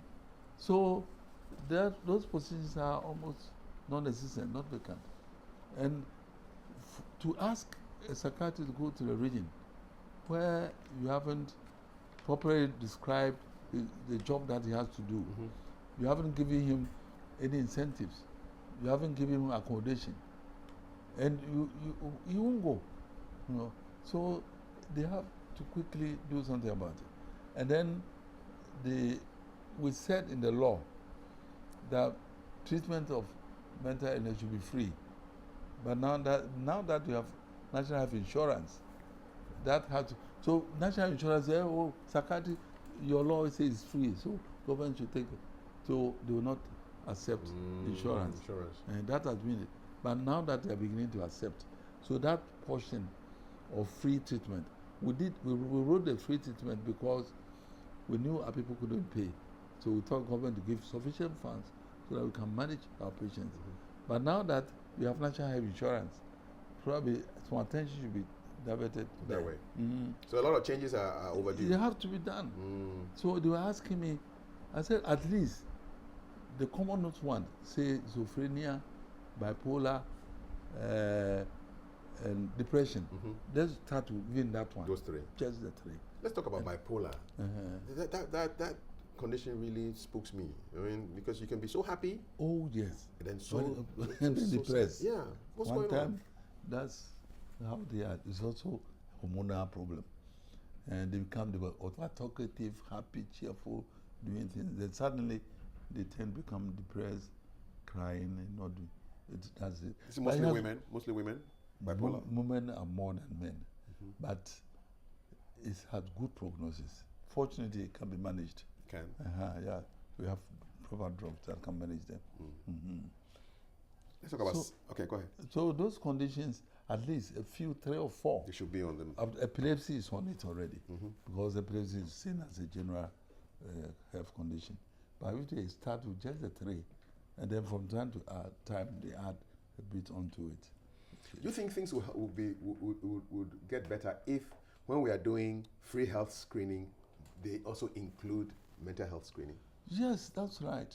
That's right. Because right now it's all BP and sugar, that's right. But if people should also add free mental health screening, that could help. That will happen when we give some small guidelines for people, some questions that have to be asked. Key, not too many. Some few questions that we ask that can bring people in quickly. Assume that I come to your clinic and I'm coming for a mental health screening. Yes. What are the kind of questions you ask me? Oh, the first thing I'll ask you, are you sleeping well? Okay. Are you eating all right? Sometimes do you hear people talk to you without seeing anybody? Have you been seeing strange things around which nobody else sees? Can you laugh? Why is laughter important? Oh, if you are happy, you laugh. Some people can't laugh. There's no problem. Other people you can laugh. Okay, so can you laugh? Depressed, unhappy. All right. So you can laugh. Yes, I laugh. That's I know you're okay. But if you are laughing and hearing voices, I know you have a problem. So a few questions. Okay. So the power of questions is key in psychiatry. That's right. The right questions will unlock That's things. right. Can we talk now about substance abuse and narcotics control? Yes. When did drug abuse become a huge problem in Ghana? Oh, as far back as the 80s, that's where we started noticing. That's when you came yes, back. Yes, that's right. So were we ready to deal with the problem? Not so much, in the sense that a lot of people didn't. Alcohol was a problem already, you see, and then there were a few people who were injecting themselves, putting in those who had operations or had some to deal with pain. So they became addicted to, hooked on to it. And then this came with heroin. Heroin had nothing to do with pain, but people got hooked on heroin, selling them cocaine, coming in to make them high and all that, and then cannabis came in. So it was then sometime in the 90s that we formed the Narcotics Control Board, NACOP. Yeah. What was your time like? Because you worked closely with NACOP. Yes. What was your time? What were some of your successes and frustrations? The successes were that we were able to get a lot of people together, to get organizations together. We were getting the customs and immigration and other, even the military and all that together. Okay. So we were trying to curtail the importation of drugs and also possession and the use of drugs became law. That was illegal to possess certain drugs. And so we had to train people to be able to identify, search and identify people who had, and we needed laboratories that could confirm that whatever they had was, yes, that's right. So those things were established. And then luckily for us, International Control Board in Vienna took interest. And then I think I'm the first person to be elected into the board for 5 years. Congratulations. In Vienna. Good achievement. So we were looking at drug situation globally, worldwide. So I went to so many countries. So many countries, because I was on the demand reduction committee. Did it work, the demand reduction? Oh yes, to some extent, of course. Giving talks around schools and getting people understand the effects. Yeah. Because if there's no demand, the supply will be wasted. That's right. What do you?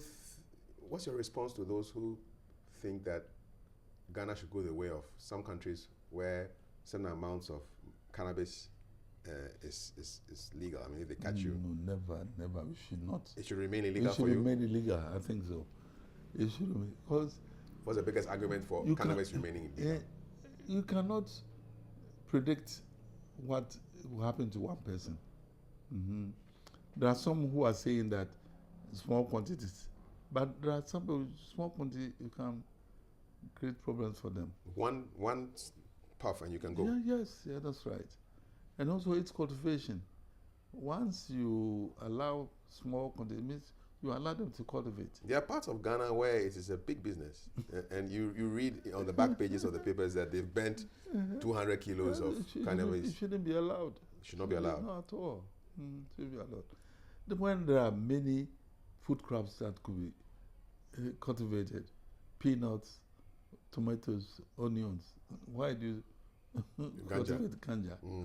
But there's also there's a industrial. How about marijuana for industrial and medicinal uses? Are you where the THC level has been drastically reduced? Even in ICB, it's allowed, but you have to get certificate. Yes, exactly. And there are rules. They will supply you with the seeds, and the seeds that they bring, they know how much you yield per acre, so you cannot deceive them, and then they will know where you are sending them. So someone should not go into illegal use. So you're thinking of just a highly regulated regulated industry. So that one is not like the one that they are cultivating behind their backyards and all that. This one is proper. You get a license. They will supply you the seeds. They know how much the yield you're going to have. They know where you are going to send them. They know the quantity that are going, so that you don't get into illegal hands. That one is there for industrial use. That one is properly organized and monitored. Yes. I'm just thinking about the work you do. I mean, a surgeon can see a bone that needs to be corrected. A gynecologist knows what to do if there's a problem. You are dealing with something we can't see, the mind. To manifest in your behavior. Your behavior. And the way you speak. And the way what you say. And the experiences that you have. Make me know that there's something wrong with you. So you can observe somebody for a couple of minutes and then know that this is what is happening to the person. Yes. I can observe you for a while. And I can predict what I think may be wrong. Are you observing me now? Oh, you are okay. Now we are okay. You are perfect. You are perfect well. Any frustrations at NACOP that you wish you could have changed, you could have dealt with? Frustrations. Well, I left there a long time ago. So I don't know. It's no longer a board now. I think it's an authority. It's a commission. It's a commission now. Yeah, That's not NACOC. It's now NACOC. It went from NACOB to NACOC. So right. does that mean it has more powers? No powers now. Are you happy? Well, if they will do it well, and I hope at one time they also decentralize. I don't know whether they've done it. They should have representatives in the regions. In the districts. And the districts, that's right. Okay. So that it should not be only in Accra. That is something that should be done. And we should train more people. Main people in recognition and identification and all that. Indeed. So Let's move away from substance abuse yes. and narcotics control. Let's talk about teaching and mentoring. Do you still teach? Oh yes, I do. Where do you teach? I do. Well, I meet students now and then. For some time, I was at Nabita. In Tema? In Tema. I was teaching her. It's, I think, last year that I stopped.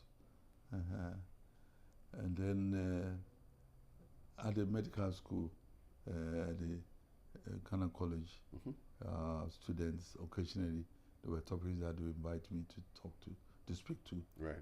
What concerns you about medical education with respect to psychiatry? Oh, yes, psychiatry. There should be more attention. And also, they should make the subjects attractive. It should be taught in a way that will make people believe and respond and also attract them to do it. It should not just be just a specialty that people have to learn, but also people have to understand why they are learning it and how it should be applied. You've seen a lot of young doctors. Are the young doctors of this time, 2025, are they different from those of 1983? Oh, well, you see, the younger ones are more money conscious. Yes. With our time, you want to help. Sometimes you even ditch money from your own pocket. From your pocket, yeah. But you get to places where if you don't have, we'll not see you. Like that. What happened to the oath, the Hippocratic oath? Well, that one is an oath. It's an oath. How does that make you feel, though? That people are thinking about money instead of service? Yes. You see, it could be probably because they are not being paid well. I think some of them are reasonably paid. But then there are some people who think that enough is not enough. They want more than somebody else. So probably the government should look at how to make them happy and some of their needs met. Okay. Accommodation, there should be some soft loans that young doctors can be paying small, so within, say, 5 years, they will have their something like that. Yes. What mistakes do young clinicians make that they should not be? I mean, if you observe them, what are they doing wrong that they should do right?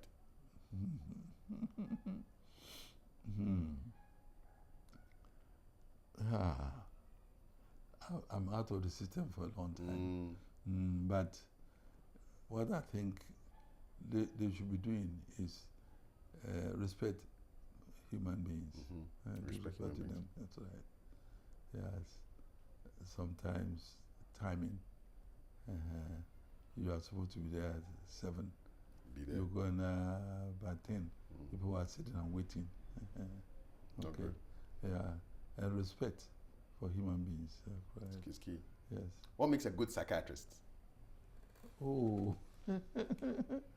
Oh, a good psychiatrist, to me, is somebody who looks at a human being as a person who may be in need, and you want to understand the way the person is behaving, and also look at ways of helping the person to be himself, to attain his level. Yeah. I think you're a good psychiatrist. Oh, I'm not sure. No. You are saying your name, when they say Professor Asare, they know that this is the man who, for a long time, was at Accra Psychiatric Hospital. What did you like about that job? Oh, I love it so much that even if today I'm asked to go and do it, I'll do it again. Yes. What was the best? What did you like about the job? Oh, it's that you're helping people. There are people there to be helped, and people who need you would like to see you, and you also are capable of helping them. Sometimes some people think I have juju. Do you? Juju? Do you? I don't have anything. The way, wherever I go, people, I'm attracted to people. People want to see me and all that. They're asking me why. You see, this thing, it's just for fun. Yeah. It's not juju. That people say that they think you have some powers. I have powers. I don't have anything. Yeah, you're dealing with them. Because isn't it that people associate psychiatric conditions with spiritual? They think maybe the person has been cursed, and you are going to reverse the curse. That's so right. You must have more power. Right. That's right. There are some people who believe that we have that incarnation. Yes. That we're able to do certain things, which is not true. It's just the way we talk to you, the way we want to understand, the way we want to know what is happening. Yeah. That's all that we need. Let's talk a little bit about family. You have 8 children. I have 8 How many boys? Oh, I have how many boys? Joe, Michael, Penny. I have Joe, Michael, Penny. 3 boys. 3 boys and 5 girls. 4. 4 boys. Four. You split it down the middle. Yeah. Good combination. Yeah, that's right. I have a girl and a boy in Poland. Yes. And I have 2 boys here. Yes. And then I have 1 boy in Britain. Then I have 2 girls in Britain, and then 1 girl in Poland. Yeah. So in different countries. My genes are there. And do you have like an annual get together? How do you connect? Oh, phone. Yes. Yeah. WhatsApp also. Yeah, we WhatsApp. Okay. Yeah, I talk to them almost every week. Yeah. All of them, connect with them, and they are very supportive. Sometimes they know their father is old, so they send me something small. Yes. Why not? Particularly when they hear that I'm in hospital. They come. Yeah. Come. They are doing very well. They're doing well. Yes, right. God bless them all. That's right. What's it like to be a grandfather? Oh, yes. You feel happy that you have grandchildren who are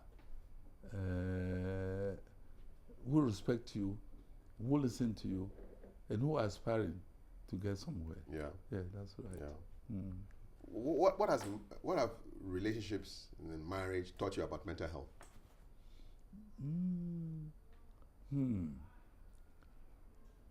Yeah.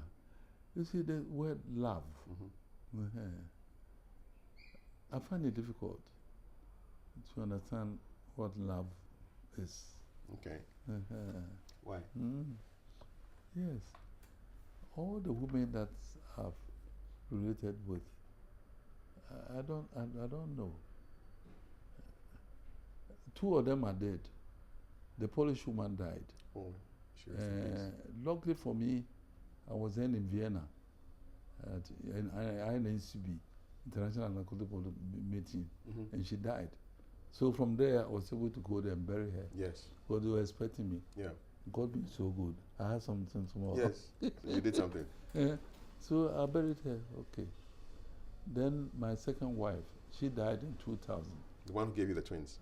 No, the one, oh, I didn't marry her. No, you didn't. The one who gave me the twins is in Senegal. Okay. She's married to somebody in Senegal. Okay. But the one The nurse. who have the nurse, Mhm. yeah, who gave me 3 children, Mhm. she died in 2000. Mhm. Yeah, okay. Yeah. And there was another one, a nurse who is in Britain with her daughter. Mm. I'm currently with a lady who has her own children already, matured, late 70s. Yeah, But you don't believe in love. I don't believe. What do you believe in?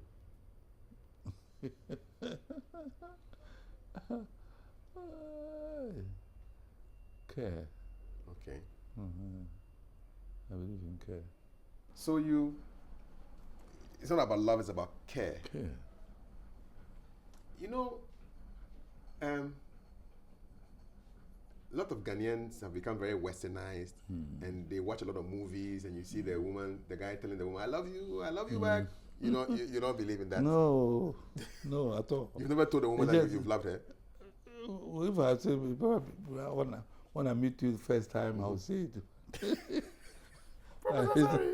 It's not how I feel. It's not how you feel. No. But you care for people. Yes, I care for people, and I want them also to care for me.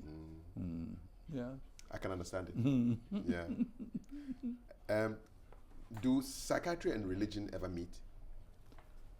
Oh yes. We meet. We are thinking about the same thing, about helping mankind, looking at people's needs. Yes. Me, sometimes, some of the cases that I see, when I give my medication, I ask them to go for prayers. Yes. Yeah. I don't want to advertise, but I have Mount Horeb at Okropon. Yes. Yes. I know that place. They send cases to me. I also send cases to them. Oh, they do? And by God's grace, all the cases that they've sent to me, they become well. Oh, they refer people to you? Yes. People come there for prayers, Yes. and they say, go and see the go and doctor, go and see Professor yeah, Asare. from the way things are going, they go and see him. Okay. And also, some of the cases I see. After you give them medication, you say, yes, go to Mount Horeb. Go to Mount Horeb. Oh, wow.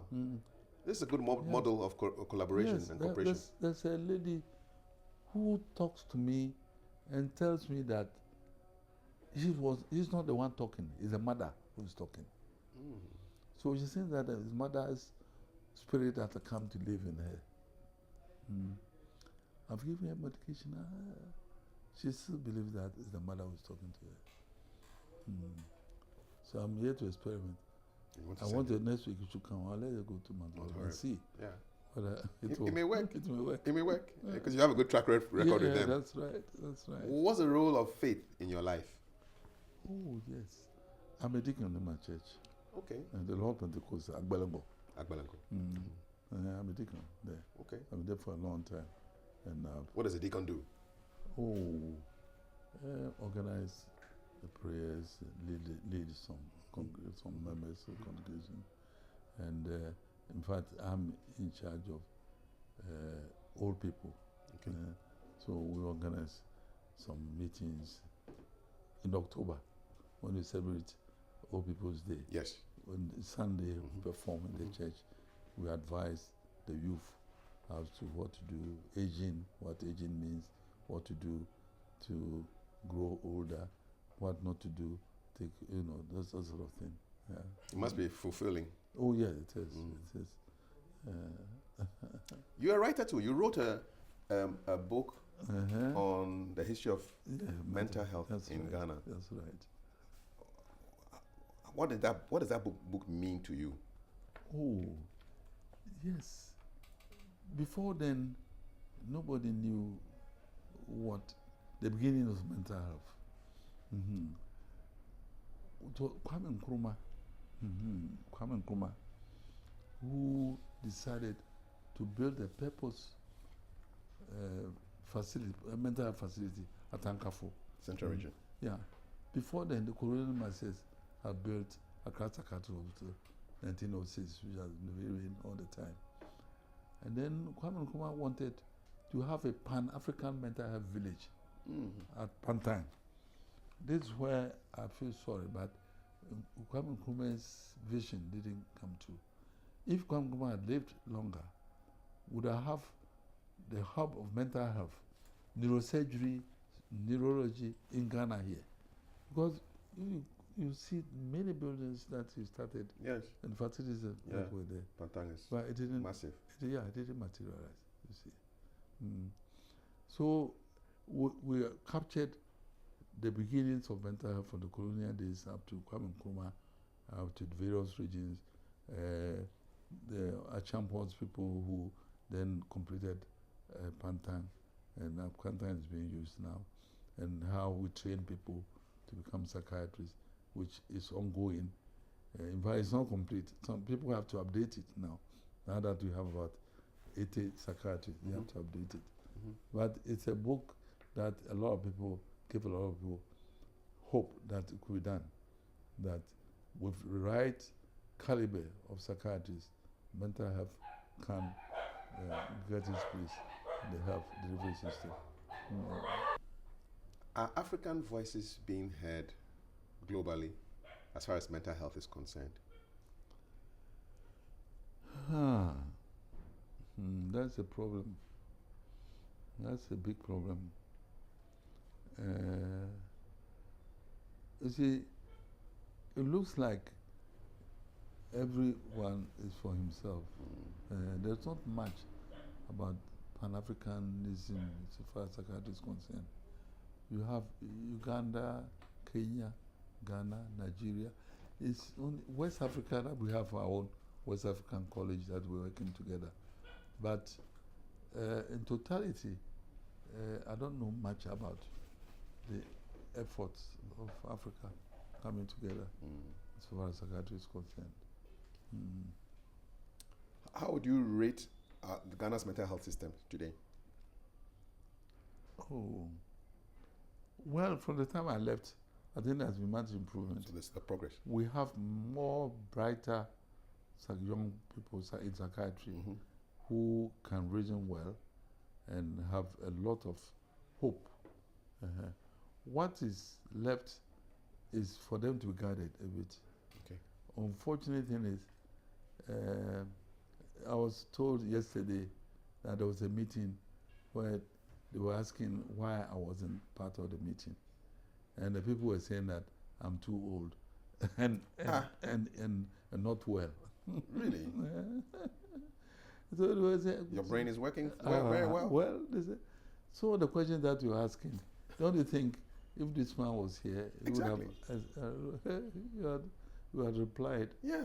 And they were giving excuses. Anyway, it doesn't matter. They could have called you and put you on the phone. You didn't even have to be there. They can call you. Anyway, yeah. We are around. Is it a symptom of our system where we are quick to just throw away all this experience and then move to something new? And is it a symptom? Oh, it looks like, you see, I've retired too long, over 20 years. You're still alive.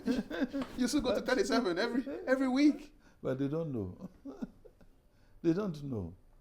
It's up to the younger ones who are in Heaven of Affairs to know their limits. That for here, probably this person can help.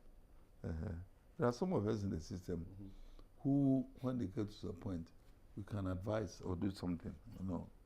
But unfortunately, I think some of the ministers don't know us, or they have forgotten about us. Or is it because you are now Professor Asare? Because everybody remembered Dr. Asare. And now as professor, they don't remember? Oh, well. I was telling a doctor that I was going to interview Professor Asare. I said, who is Professor Asare? I said, Dr. Asare. Across psychiatry. He said, oh, okay. Yeah. Maybe it's the prof thing. Oh. It could be. It could be. Oh. It could be. It was UDS. You know, UDS, their first graduates. University of Development Studies. Yes, Tamale. They want Medical and Dental Council will not accept their training. Why? Without psychiatry. Oh, okay. Oh, good. So I had to go there, spend 3 months, devise my own curriculum, Yeah. take them around their sub-districts, That's it. train them, examine them before they accepted them. That was a good move. Unfortunately, the professor who took me to do this had an accident and died prematurely. Oh. And he was the one who recommended and the UDS to give me the adjunct professorship. Congratulations. Oh, may he rest in peace. Mm-hmm. Stigma, is it reducing? I would say probably yes, but we still have a long way to go. A long way to go. Okay. Because I can see more people attending psychiatric hospitals now than before. Yeah. And I realize that there are people who are quick to say, they are open about their mental health issues. Oh, yes. So I'm going through some stuff. Yes. Nobody's. Yes. Less people are hiding that part of their life. That's right. People are coming forward. They come forward. That's right. So, yeah. Just that they still have to accept that they have to be in a psychiatric institution. Exactly. They don't want to go to be seen going to Panta or Accra. And I'm sure when they decentralize, then you can go to any hospital and then you can go straight. Right. And people, you see them quicker. Yes. Earlier than waiting for them to deteriorate before coming to the psychiatric hospital. I mean, I'm just wondering, what is the next mental health crisis that we are not prepared for? With the benefit of your 82 years on earth, over 40 years as a psychiatrist, is there a crisis that is coming that we are not prepared for as far as mental health is concerned, so that we can start waking up and dealing with it? When in red, that drug, what do you think about that drug? Well, what's the name of the drug again? Red. It's another something I've forgotten. Yeah. Another something that has come to the system that the youth are getting to. But you see, I hear what you talk about homelessness, you know, youth unemployment and all that. If we don't get them properly engaged, train them to do good things, some of them are already on the streets. They've gotten off their homes and they're getting hooked on some of these substances that will alienate them from the society altogether. And the youth are getting into that, not the older people anymore. Now the youth, you see more youth at the beaches. They are there, they are not going home. So that's the danger. Around. It's a danger that we have to look at. That we have to make sure that the youth get trained, employed, and find useful jobs for them. What advice would you give to policymakers? Well, that they should listen to what people say. Yeah. What should young psychiatrists remember? Because you were once like them. What should they remember? They should remember that we haven't finished it. That the psychiatrist still has a long way to go. There are a lot that has to be done to bring us at par with the developed countries. When history looks back at you, what do you hope that history will see? They'll see that there was once somebody who came from a humble beginnings, who never knew that he would become known, that had been able to do something to make mental health begin to work as it should be in Ghana. Would you define that as your legacy? Oh yes, definitely. I will. And finally, what gives you hope for the future? That we get more psychiatrists. But the younger ones that have become specialists, I'll pray that they research and do their dissertations and become consultants, so that they will be more authoritative. I see a lot of them, they are very bright, but then they are happy they being called specialists. Yeah. They should aim higher. They should aim higher. They should all become consultants so that they can help to bring more ideas and train more people. Indeed. Yes, right, for Ghana. Professor Joseph Bediako Asare, former chief psychiatrist for the Republic of Ghana. Thank you so much. Thank you too. I really enjoyed this walk through your life. Thank you. And I wish you more health Okay. and more success in your field. You- Once a psychiatrist, always a psychiatrist. You're so right. What's the difference between a psychiatrist and a psychologist? This is just for me. Oh, psychologists wouldn't prescribe. Okay. It's not, usually they don't prescribe Mm, unless he's a medical officer. okay. Uh-huh. All right. So normally they do more of assessment and counseling, Okay. Therapy. therapy Okay. than And you give the drugs. They'll give the drugs. Thank you so much. You, I God really bless. appreciate it. Oh, God bless. Thank you. Thank you too. Yes, God yes. bless you. Thank you. That's our conversation with Professor J.B. Asare. Let's meet in the comments for more conversations about mental health. And hey, my name is Kafui Dey. God bless.